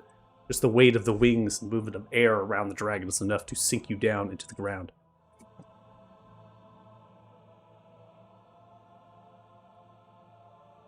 Well, hold fast. Figure something out. How was it Pip did that thing? He's gonna reach up and grab the necklace that has the what looks like one piece of black stone, but is actually 2 pieces of the black gemstone, and try to focus on it and see if he can influence the dragon. I'll just tell. Now is not the time for you to be interfering in our business, so I would greatly appreciate it if you would turn around and go back from whence you came. Okay. So, one of the things that is also going to be changed for all of you is I'm actually going to have a equipment item that's going to explain all the actions of these stones and pretty much in its entirety of what they are doing to try to help you as players understand them. For now, this not in the inventory. You're going to do an action referred to as control. You're going to attempt to control the dragon by succeeding on a charisma saving throw. You will be able to summon the power words of control. You'll speak a command. It will be obeyed by the dragon on their next turn. Words of control are lost at the beginning of your next turn, so you'll have to re-up it if you so choose to. I need you to make a charisma saving throw against a DC that you do not know. All right. 29. Okay. Not bad. It's a 30 DC. And that fails. You don't have enough parts of the stone. It's a 30. Sorry. He could choose to legendary resistance it. Oh my Legendary, God. fuck you. This just went from bad to worse.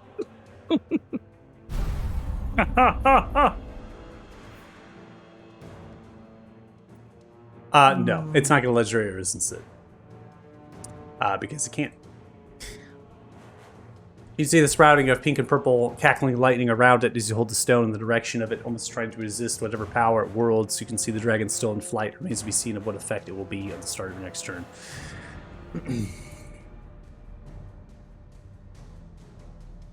Not entirely sure if that worked. However, I feel as though perhaps we should fall back a touch, just in case it did not work.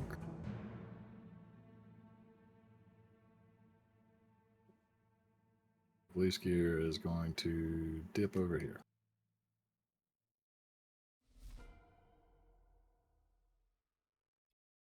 All right, Donla. Alan's going to turn back towards Todzog. Get to the tree lines, get cover, wait for an opportunity.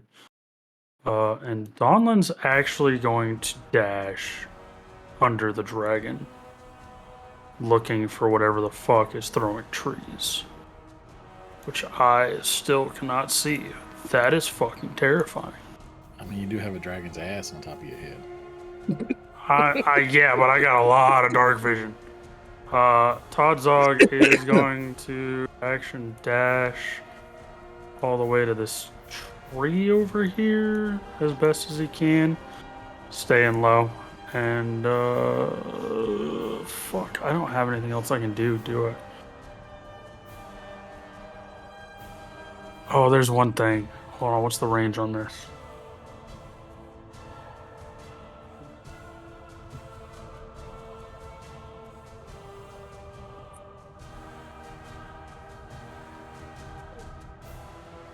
Oh, this is gonna be so dumb.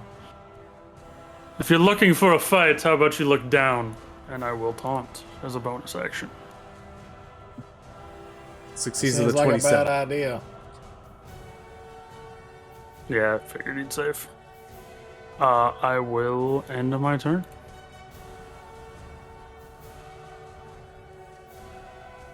Okay, well, there being a dragon on the battlefield kind of changes a few things.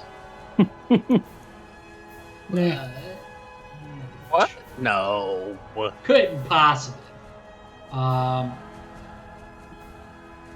I'm gonna go over here, have Brenda dodge, take cover behind this palisade, I suppose, or any cover it can give. Okay. Yeah, 90 feet. I can hit it. We can do it. That's a big target. I think with a bonus action.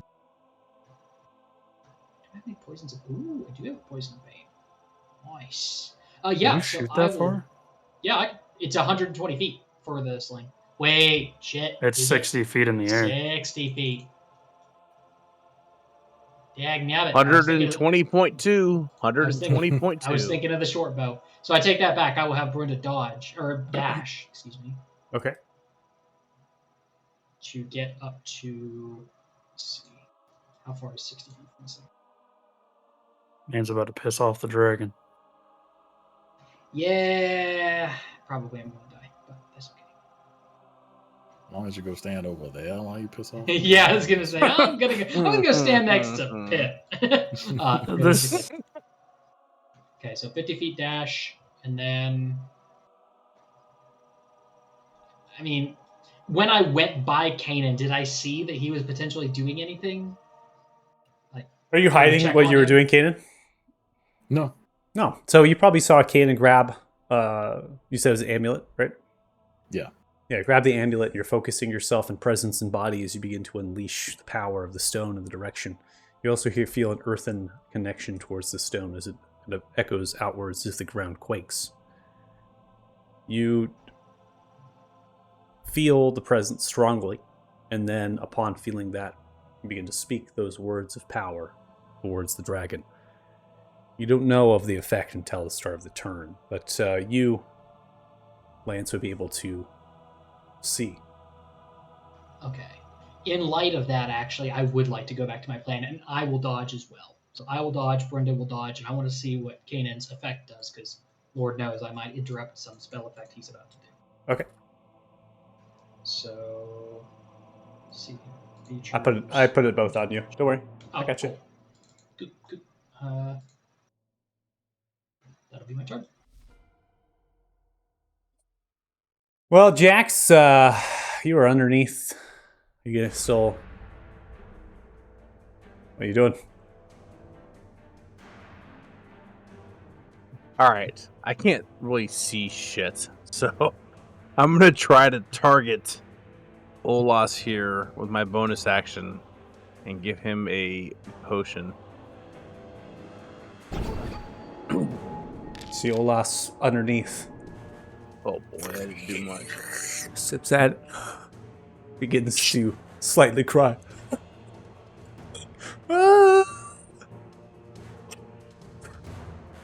Quiet. I was supposed to redeem myself from cowering, but I'm pretty sure we're cowering.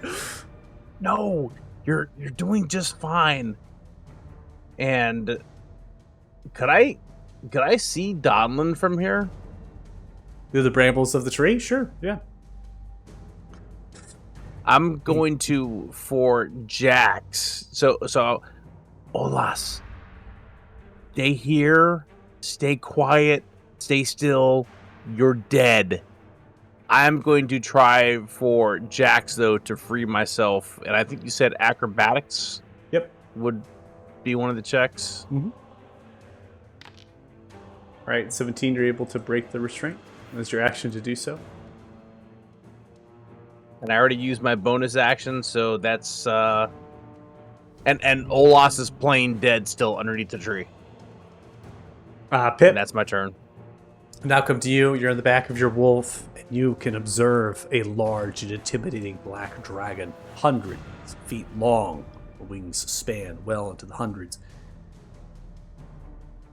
Sounds about right. I am going to cast invisibility on me and my child. Woof. Oh, you're gonna do both. Okay. Oh, can I do both? Well, let me target both. I believe you can. You should be able to upcast it and then target both of you, as long as you're both targeted.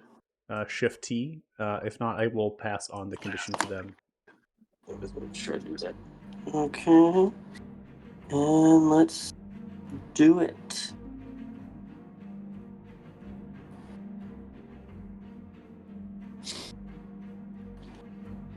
Did it work?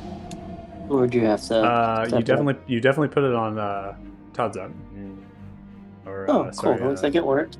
Isga, and then I put it on you as well now, so you're both Oh. invisible. Cool. And now I'm just going to use this to and kind of go over here. Just to kind of get out of his line of sight. Even though I'm out of his line of sight. But yeah, and that's my turn. Okay. Come to the northern Mangonel. As it does, it begins to fire off into the direction of the dragon. As the Mangonel begins to fire, it unleashes, smashing towards the dragon's head as it flies. But as that begins to happen, purple and pink cackling lightning sprout from the dragon and begin to trace the steps and arc through the air into the siege boulders and the shrapnel, prematurely exploding them, and takes no damage. Subsequently, the second Mangonel is going to fire as well, and the same thing happens. Commander Rimar Luda. Oh, God, not help! Begins to run, take dash as they slide back underneath the palisade. Take cover! Take cover! Begins to yell up towards the wall.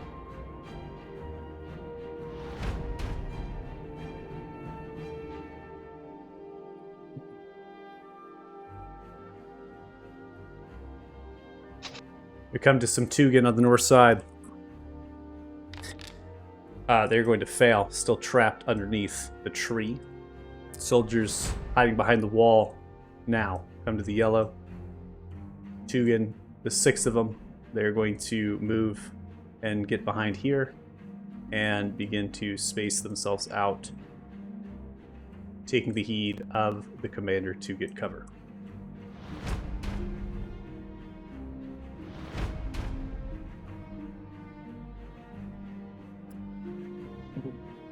Same fashion. Running up. Dashes. Too far forward. Yeah, that's fine. I won't be particular there.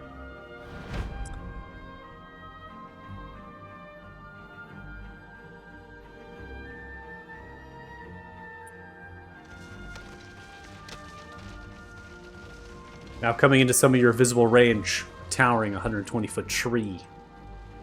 Treant, as it is ripping itself with black ashen wood, cracked and brittled. Acid dribbles around it.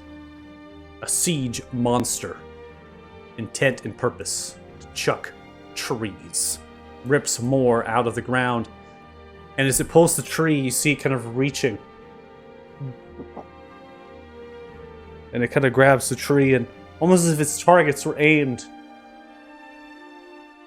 at something else, but then begins to hold the tree and so it takes a stomp back with the tree and is like swaying from side to side and is confused and bewildered. Come to the dragon. Dragon locks eyes with you, Caden. As its eyes turn, you see in flight it swings itself through, pulls its wings.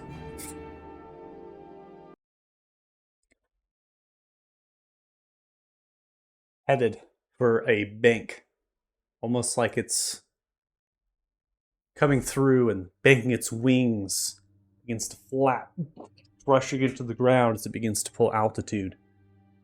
The eyes snap towards you. Bear of the Black Stone. It's the eyes, echoes of the voice.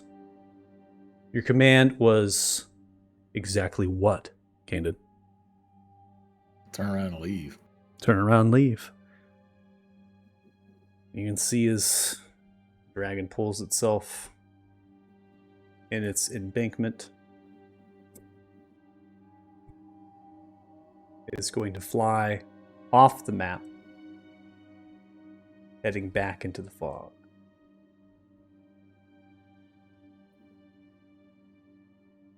And as it disappears into the fog, you can hear the yell of the dragon.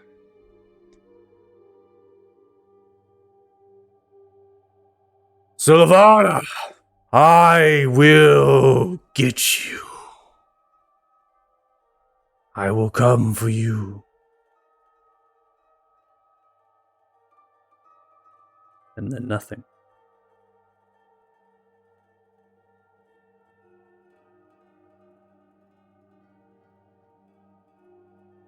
As you're staring there, looking, there is a figure that appears on the wall. It is Sylvana, wearing plate-like armor, now attached by vines and thorns. They hold a great axe that dribbles green poison. Door in the wall, and they stare in the direction the dragon once was and is now gone.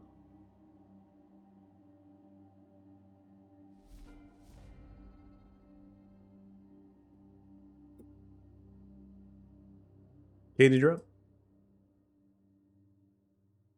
Wow. I believe that worked. Do I get the impression that he's like gone, or that I need to like keep doing this to make him keep leaving? All I can tell you is you feel the connection of the force that was in front of you. You spoke the power words, which was pulling something inside of you and unleashing it forward. Upon there, you felt intent, and the dragon seems to have met that intent. It seems to have heeded your command. You don't know exactly if you need to keep re-upping this. You don't see the dragon any longer and the wings flapping, moving, flying away. When you look through the words of what you intend, you don't just intend in the command for the dragon to fly away. You intend for the command to fly away, right? So you have to think about those are two different sorts of emphasis or intents, right? We can say fly away 60 feet, but that's not really what you're meaning here. What you're meaning is for this dragon to get the fuck out of here. And that's what the dragon is doing. And you can hear the sounds of slapping wings disappearing and getting further and further away. All right. Well, in that case, Todd Zog is going to take a dash, and we're going to go trying to figure out what's going on over here. How far away is it? We got a 50, 50. Too far. As a bonus action, I will activate the Crown of Alderfist. Give inspiration to the two wolves and Jax. So Fluzgear, Olas, and Jax. Yeah. Oh, it made an attack. No! What are you doing? I knew you wanted to kill me, The Kanan. beatings will continue until the I inspiration found improves. my moment. I knew you wanted to do He just this. takes off his hat and just starts smacking him. I actually don't have an animation I put on the crown. It's just the automation tries to figure out and seems to somehow cling on to the fist part of Alder. And so it's, Right. it's like detecting it. And I honestly haven't changed it because I thought it's pretty funny. That is pretty funny, yeah. It's an inspirational psychic whipping. Beating inspiration into me. No. Yeah, and then Blitzkrieg dash, nothing else he can do. That'll end my turn. Okay. Ending turn. Donlin, you're up next. All right. Well, I have a tree to deal with, so I'm going to dash at the tree. Or you dash at the tree, you see the tree holding a tree. It's stomping to the ground. Each stomp quakes into the earth. The acid dribbles from it. If you are within 5 feet, you will succumb to acid damage at the start of your turn. You see it's falling down and dribbling, shambling. As the creaking and the croaking is emanating from it. Yeah, that's kind of terrifying. I'm gonna call Todd Zog to come up behind me, making sure to keep him out of the 5 foot of the tree. Okay. So I'm just gonna call to him, and yeah, he'll heal right at my foot, and we'll end turn. Lance? Okay. Pretty simple. I'm just gonna have to dash, have Brenda dash 50, 100 feet, and now I can't see it yet because it's beyond the wall, right? It is still in the shadow. It's in the fog. It's outside of the light source that's emanating from the trench. So yes, you cannot see it. Okay. In that case, then I will dodge, and then that'll be my turn. Okay. Y'all lined up real well for this tree. All right, Jax. You're supposed to be distracting it. I just got. So- I haven't even had a chance to hit it. You weren't hiding in the south lane all the time. That he could have got there earlier. Which side would I have popped out of from the tree? Any side you wish. I'll pop out over there then. Okay. I'm gonna look at Olas and pop another healing potion in him and say, buddy, I really hope you feel better here. Oh my god. Wow. I don't feel. That could not be worse. I don't feel better. I don't feel better. I'm gonna stay here. Stop your cowering. And I'm gonna. So would it be a? What, It's would it be athletic. It's you can choose athletics or acrobatics. It's your choice. It's Yeah, just an escape his condition. Yeah. His sheet doesn't have athletics, which I believe is a strength mod in you- there. So it's just a strength. it's just a mod. it's a strength check. Yeah, just strength check. Yeah. Yeah. Yeah, they're not proficient, so you can't really. You don't get a bonus. 15 is success. All right, so he will also pop out on this side, but but that's his whole turn there. So I was already out, so I will take looking at the direction the tree came in. There's no more dragons, so I will move 30 feet here. Oh, sorry, that was probably 35. No, that was 30. You're 30. You move 5 to get out of the tree. That's why it says 30. Oh, that's what it was. Yeah, okay. Do I see this thing that's throwing the trees at this point or no? You actually, the artwork is a little bit interesting, but the start of itself is about here. Can't see anything there, even with the dark vision that I have. Yeah, and everything. it's because the artwork is inside of the thing. So, here. Oh, I see. Okay. I will take I already took my bonus action. I took my movement. I'll take my action to dash, and I will move another 30 feet up this way. Okay. And Olas, who uses action move out, he's there. Okay, that ends my turn. Oh, maybe I can't end my turn. There we go. You got it. I was adjusting the light of the token there, which kind of lagged you out. Oh, okay, yeah. Oh, good. So All right, yeah, Pip. so that ends my turn. On to Pip. Right, Pip, you are invisible.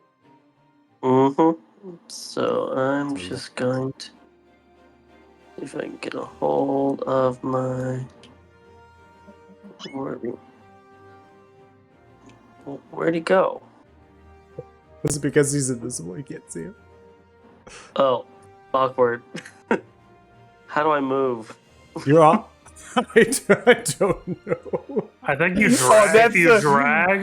Just That's drag. the best Nick. ever. Drag Yeah, him. if you Click drag. and drag. Click and drag. Just click and drag. Try to click him. You should be there. You got him. You got him. Okay, cool. Awkward. Alright, I'm gonna move right here. And since I still don't see anything, I'm gonna take the dash. Go right here. Oh, holy shit. He big. And I don't want to give away my position just yet, so. But I'm also within 5 feet. Or within 5 feet of the creature. Yep.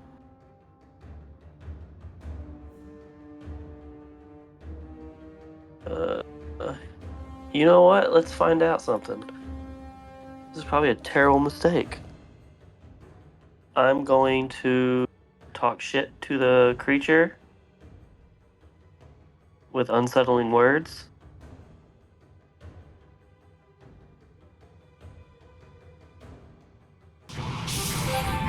As my bonus action. And as Okay. my action, I'm going to polymorph it. And yes, I know it'll end my concentration. I'm going to try to turn it into a bunny rabbit. Okay.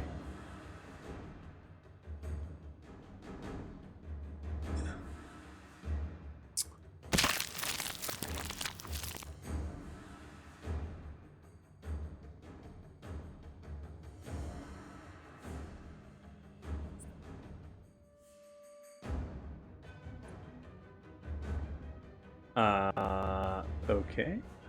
Did it work? Yep, it did. Yeah. All right, I don't have a rabbit sheet, so I'm gonna make it a rat. Give it. That's fine. I'm gonna put it in the middle of where it was. And if you can see it in the middle of all of that, good luck. I can actually see it. I'm still targeting it, so it works. And I'm just gonna tell everyone around me, grab it. And that's my turn. All right, we are now going to begin to remove the people into initiative that are not necessary, so we do not have them in the order. So all of the Tugin, all of the soldiers, everyone, the sight of the dragon here, are going to be taking cover of the command of the Commander Remar and Luna. They do not want their forces out in the middle of this while there's a potential dragon at bay.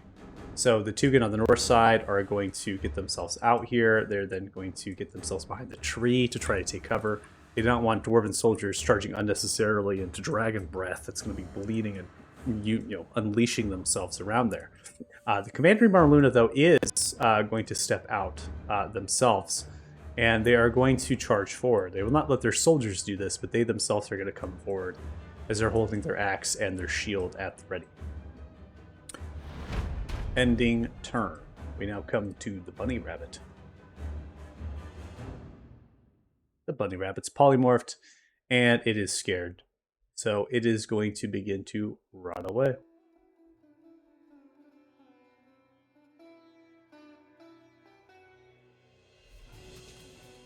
Alright, Kanan, you're next. He's gonna continue with the plan. Take a dash on Blueskier.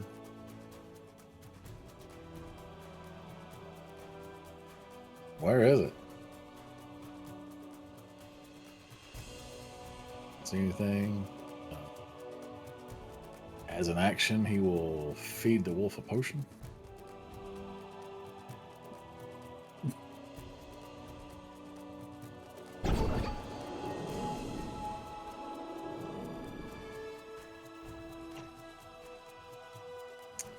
That'll end his turn. Ending turn. Dahlin? Do you see it? I do. The issue is too far away for me to get to. It's hopping away. Got a fucking dash action to get to this bitch. I'm sorry, I should have thought sloth, but bunny just seemed more fitting. I'm just gonna snap at Todd Zog to join me on my heels, just in case there's something else out here. Fucking. Alright, I will end my turn because I can't grab this thing until it runs. Alright, Lance. Okay. I'm gonna have Brenda dash in. 50. 50. And it's still over there in the darkness. So I will dodge, and Brenda has dashed, so that's my turn.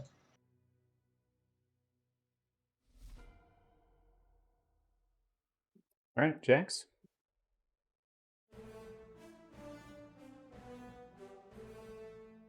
You're muted. I knew that. Olas will run up to me and use his dash to go another 50. I'll use my movement for 30. Donlin, which direction? My bonus for another dash. And I can then use an action for a dash, right? You can. You see the rabbit here. I'll come over here and I'll can't do anything because I've used everything that I have to get to this point. Mm-hmm. You just shoo it. But hopefully I've scared it so it'll go backwards. Maybe. We're literally Away hurting from a the rabbit. giant Donlin. Pip, you've we gotta started talk this about these whole polymorphs shindig, here. polymorphing the giant treant here. The rabbit is moving and squeaking itself. It now is running away from Donlin. Jax, you've moved yourself and kind of in front of it. It's turning itself to go a different direction. We still have to kill it is the issue. I am gonna think about that, and then I'm gonna attempt to grab it.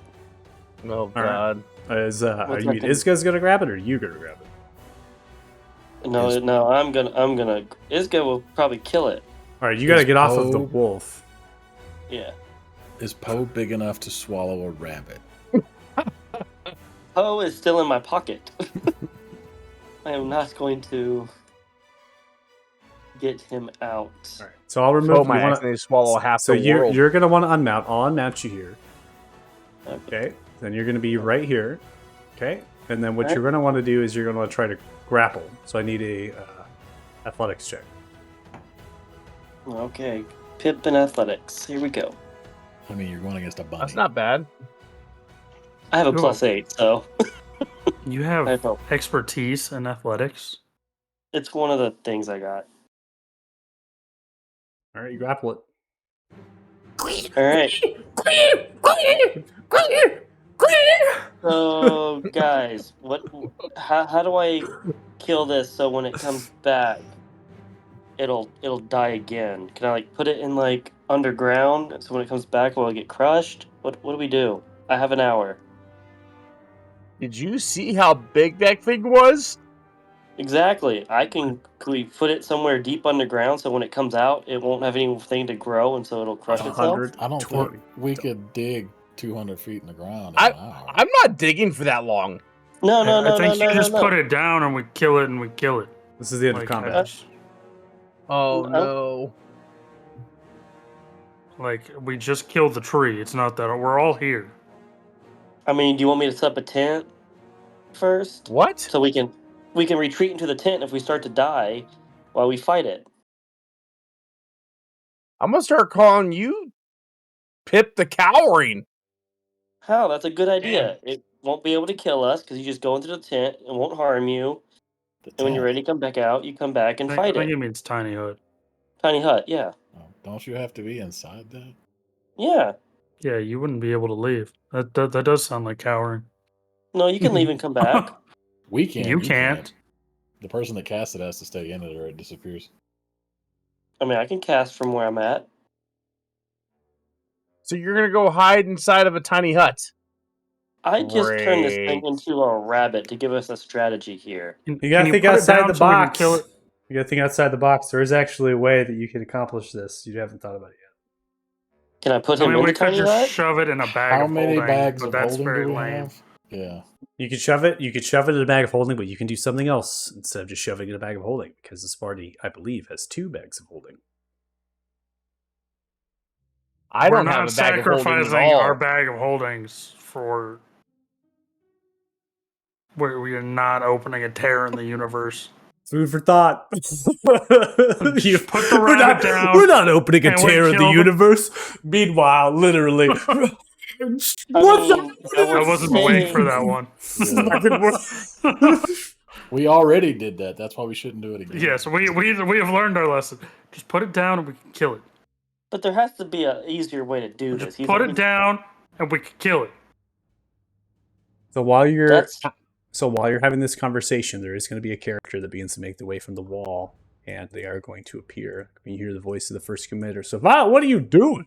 See his first commander is beginning to listen and trudge through and yelling out orders and commands. The attack is still relatively happening around the walls. It's slimmering down, it's slowing down. Less cries and the different things are happening here. Savannah, as they pull themselves through.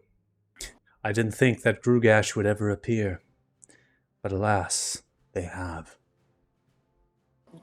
who? Grugash, the Black Dragon, Oh, that's right. the spawn and son of Orsivis. You all would have surely perished in the might of that dragon.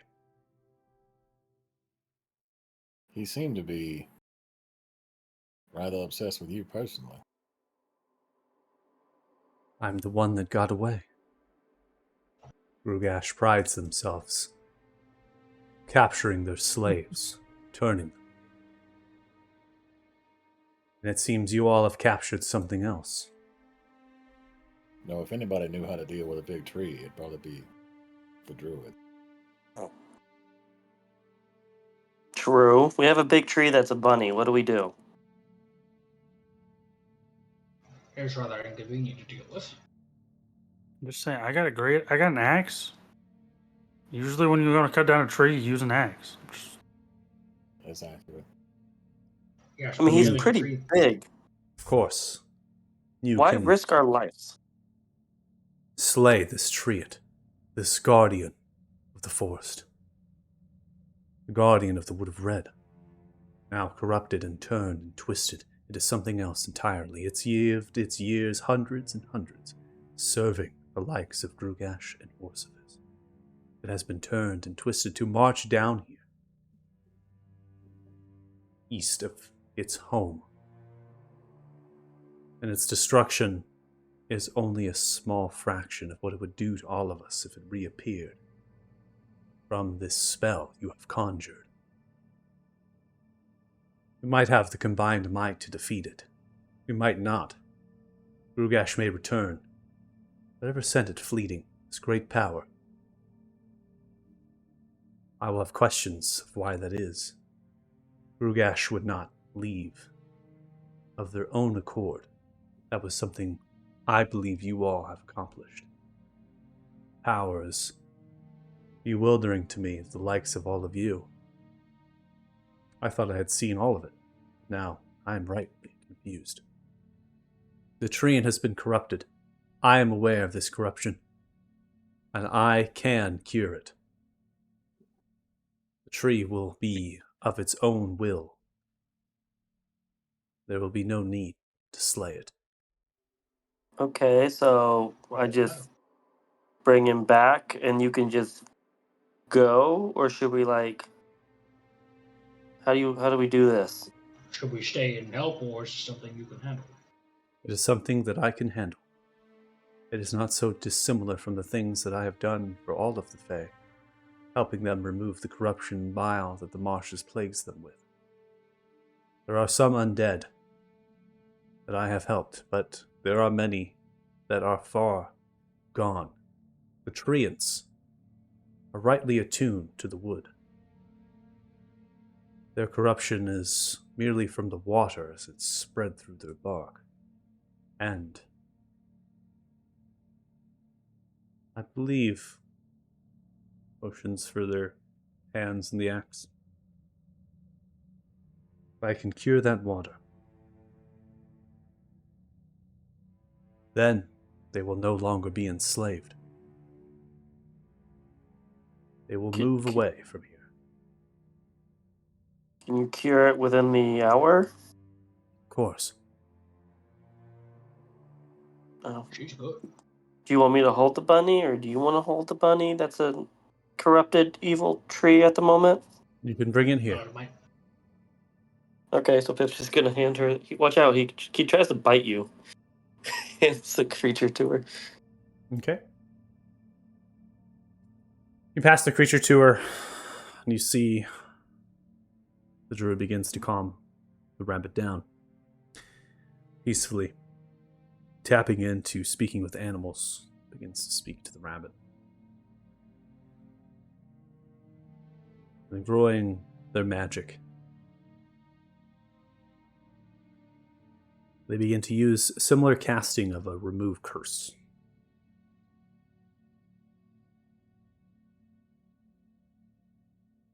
Something that would be removing a poison or a disease that has affected this tree. Using it on the rabbit. Motions for you now to drop the polyword. Okay.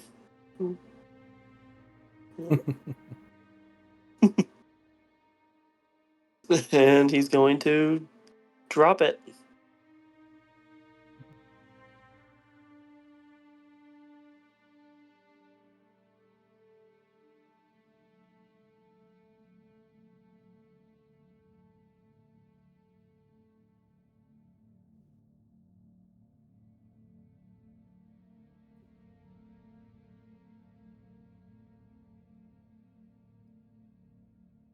So, Is a big boy.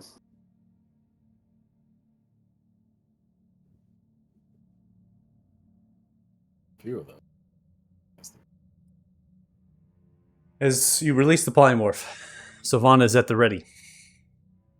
They're in the process of casting this magic, and the right opportunity, you release the polymorph, and as they begin to rapidly change back into the gargantuan size that this tree is, Sylvana rides with them on the bark as it grows, sprouting from the root to the branch to the canopy. Casting of the magic green as it glows, it begins to crack like veins upon the tree, tracing through its structure, penetrating towards its water, its nourishment. Blackish bile that filters to the acid that dribbles from the tree now changes away to clear, and eventually nothing as the wounds of the tree begin to heal. Still, the tree has suffered much. It is only a fraction of its former self, but the leaf litter of its canopy begins to heal. It's no longer purplish and black, showing signs of orange and green. The bark itself is healing towards a more neutral brown. The tree begins to topple slightly from the effect as it's swaying from side to side.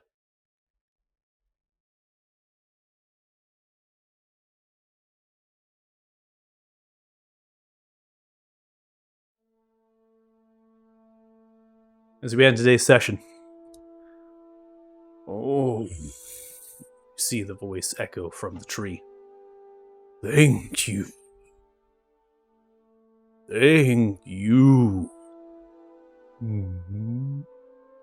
I am Ellsworth.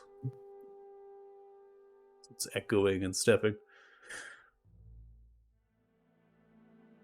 Sees over you. Thank you, all of you. I know what it is that I have done.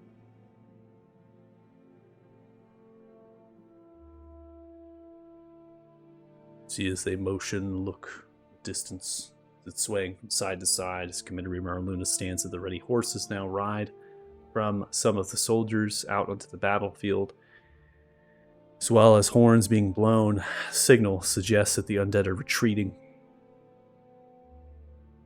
No apology will forgive what I have done. The bones feeling remorse and sadness. Now, water that pours is its tears, not acid. Pip's just gonna kind of pat it on the back. It's okay. I've accidentally killed an innocent too. It happens. Death is not why I was created. I am to bring life and to protect it. My cousins. See them turning around, looking west.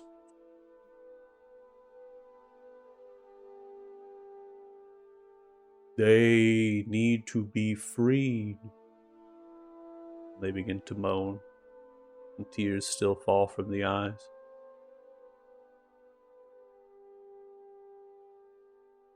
Will you save them?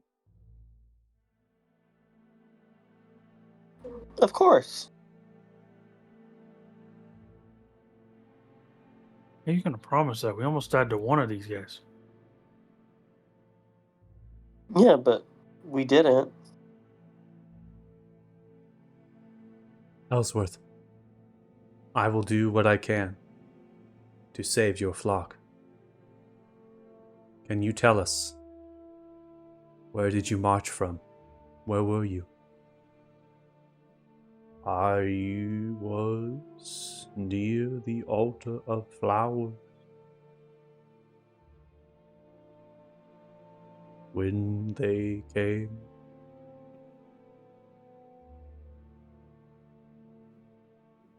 the altar of flowers is a place the Salinar call home. It is the start of their grove. It is a protected place. If they were able to get Ellsworth, and such close to that sanctuary. They have made aggressive efforts. The last remaining places that have been protected will be no more. If you make good on your promises, you will save a great many. I mean, I don't know how to do the thingy that you did, though. That's the only problem. I can't just polymorph them and bring you them I know. one by one. I don't think that works. We will talk of this in the morning. You will come to my house, and we will make plans. If you are willing. We just Oh. kill Orsivus? A god I don't is think not we so can touch easily him. killed. Not this one. Ellsworth. You are to stay into the Smallwood. You will treat them as your flock. You will heal yourself.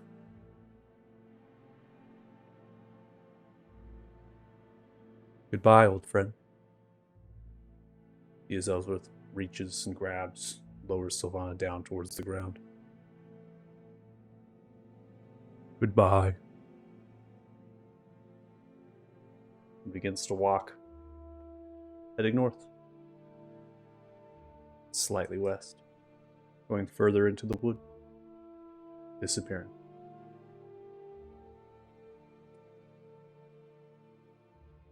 Lana, without saying goodbye, without saying another word, upon being lowered, simply begins to walk away.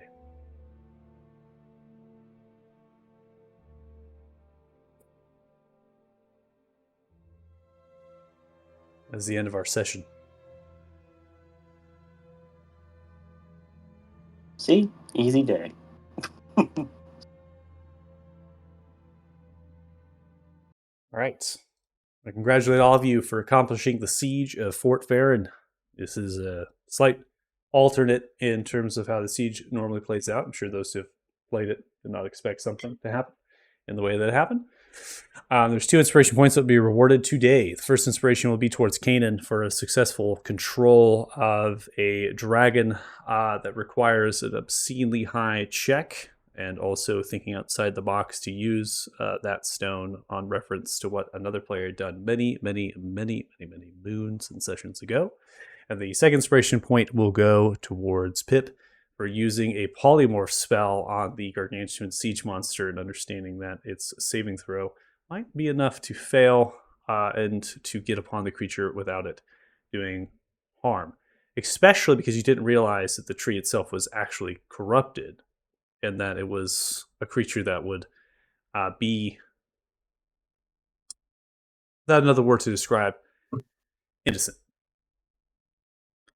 Yeah, that part was just luck. Now, what is amazing to me in this session, and I would say awesome work, is that this wouldn't have not happened if Grugesh did not get turned away. So there was things that would have played out if Grugesh did not get turned away, one of which would be that Sylvana would not have been necessarily here or able to cure the Triad from its enslavement. So we had a domino effect and good fortune, good things that happen based on your actions and decisions. Those 2 inspiration points are really well rewarded. Now, I do want to take away inspiration from Jax, if I could, for cowering under the goddamn tree. Man talked all this shit the entire session. He did. And then hid under a tree. You talked a lot of shit. You talked so much shit, and then you hid underneath the fucking tree. Hey, dude, you gotta do what you gotta do, right? You gotta do what you gotta do. So I'm gonna look. When that tree came on me, I didn't see Donlin anywhere on my screen. I'm just saying. Just saying. That's true. That's true. I didn't have 3 people in my lane. I'm sorry. Just saying. Just saying. So the most kills on the fight today. So the most kills actually is going to be a close tie. But Pip, you get it because you've killed the most. But the second would be you, Lance. And actually, it's only a 2 creature difference actually from the amount of kills. So it was just that massive ice storm capitalized on the attack. So it was awesome. And you all have preserved the lives of many of the soldiers. In fact, there's only been a handful of the Tugin and the Farron soldiers that have perished. And the way the comet works in this fight is that it actually retracts. It's not about, obviously you get experience points for participating and such, but it's not necessarily you get experience points per creature. It's actually that there's like a set experience points for certain things like milestones, and then the amount of creatures that amount of allies that perish actually remove experience. So because you've preserved the lives of so many of these soldiers by the actions of spreading yourselves out, dealing around really good damage to all of them, that is also it's going to allow your experience points to be as maximum as possible here. So I'm going to give you some time here. I got to calculate some stuff out, and you're free to talk amongst yourselves. That's probably more than Pip has killed in all 30 sessions, or how many we've played combined. Very Once powerful again, spell. it ain't Pip's job to kill. I mean, it was tonight, apparently. Ain't Jax's job to cower under a tree either. That's Jackson's job at every session. Don't you forget it. I mean, it probably should be. You'd live longer at this point, but You're right, because I only kept you alive during the hag fight, but it's okay. I'm just saying, though, you guys were mocking my idea with a tiny hut, but that would have been genius. You know, for fighting something and enough time for me to cast it, just go in there, heal up a bit, go back out, fight, get back in. yeah, we could have killed the tree. Yeah, but what if it was like the dragon? And I was able to polymorph the dragon real quick. After all the legendary resistances went away. Good. Could have killed the dragon too. Nah, that I'm not so certain about. I don't think we could It's have. all about the confidence, okay? You have to approach look. these things thinking that you're going to win, otherwise you've already lost. We were pretty spent because, Donlin, our warrior of the group, had already used all of his actions to get past zombies, to include his action surge. So that's any tale of the strength that he had left. It wasn't much. Let's just I toss still that out had there. all of my runes. No, I did use one rune. Still had most of my runes, my taunts, my runic shields. I had a lot of stuff And- left. And I then mean- Donlin sent his wolf to cower behind the wall. I'm just saying. I sent him behind the wall. I sent him to the wall to protect people and himself. Same thing. I mean, I still have quite a deal left. I have my 5th level slot, 2 4th levels, a 3rd level, 2 second it level. for- and all Yeah, my first- I think Jax is just projecting his the fact he had to use like 12 healing potions there. First off, I didn't have to. I chose to. Mm-hmm. Okay. I was fine. No problem. Mm-hmm. Chose to use them. And I didn't see Donlin do much, by the way. I'm just tossing that out there. I held my lane by myself. I was fine. You're one lane. That's okay. I got it. You had 3 people in your lane. What?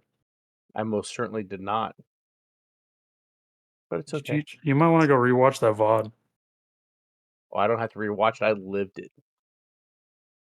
All right, so we have You know. 6,416 experience each. That's going to put you at 60,169 experience total. That's a shit ton. I guess if we would have killed the dragon, we would have got level 10. I'll tell you Or right if we now, killed the tree. We the would've got level mangonels did try to fire upon that dragon, and purple pink lightning sprouted from its body and pulverized, incinerating the stones, exploding them prematurely before they even reached its hide. Oh, yeah. Can we just point out now that we all know Kanan has the black stone now? Mm-hmm. I don't know You that. got the black stone from the gift. I got it from the kid. Yeah. Got him the kid. Mm. You don't know if At the Sylvanas. yeah, Sylvanas' house. You're right. Watch the stream. Thanks so much. All right. Really appreciate it. Check out Group 9. Yes. Group 9. Yeah, we're just Group 9 for forever. At this Group point. 9 I'm forever. just stuck to it. Just be the Niners. The Niners. No. You can check us out next week, Fridays at 5 p.m. PST. Thanks so much for watching, and we'll see you later. Bye. Bye. Uh,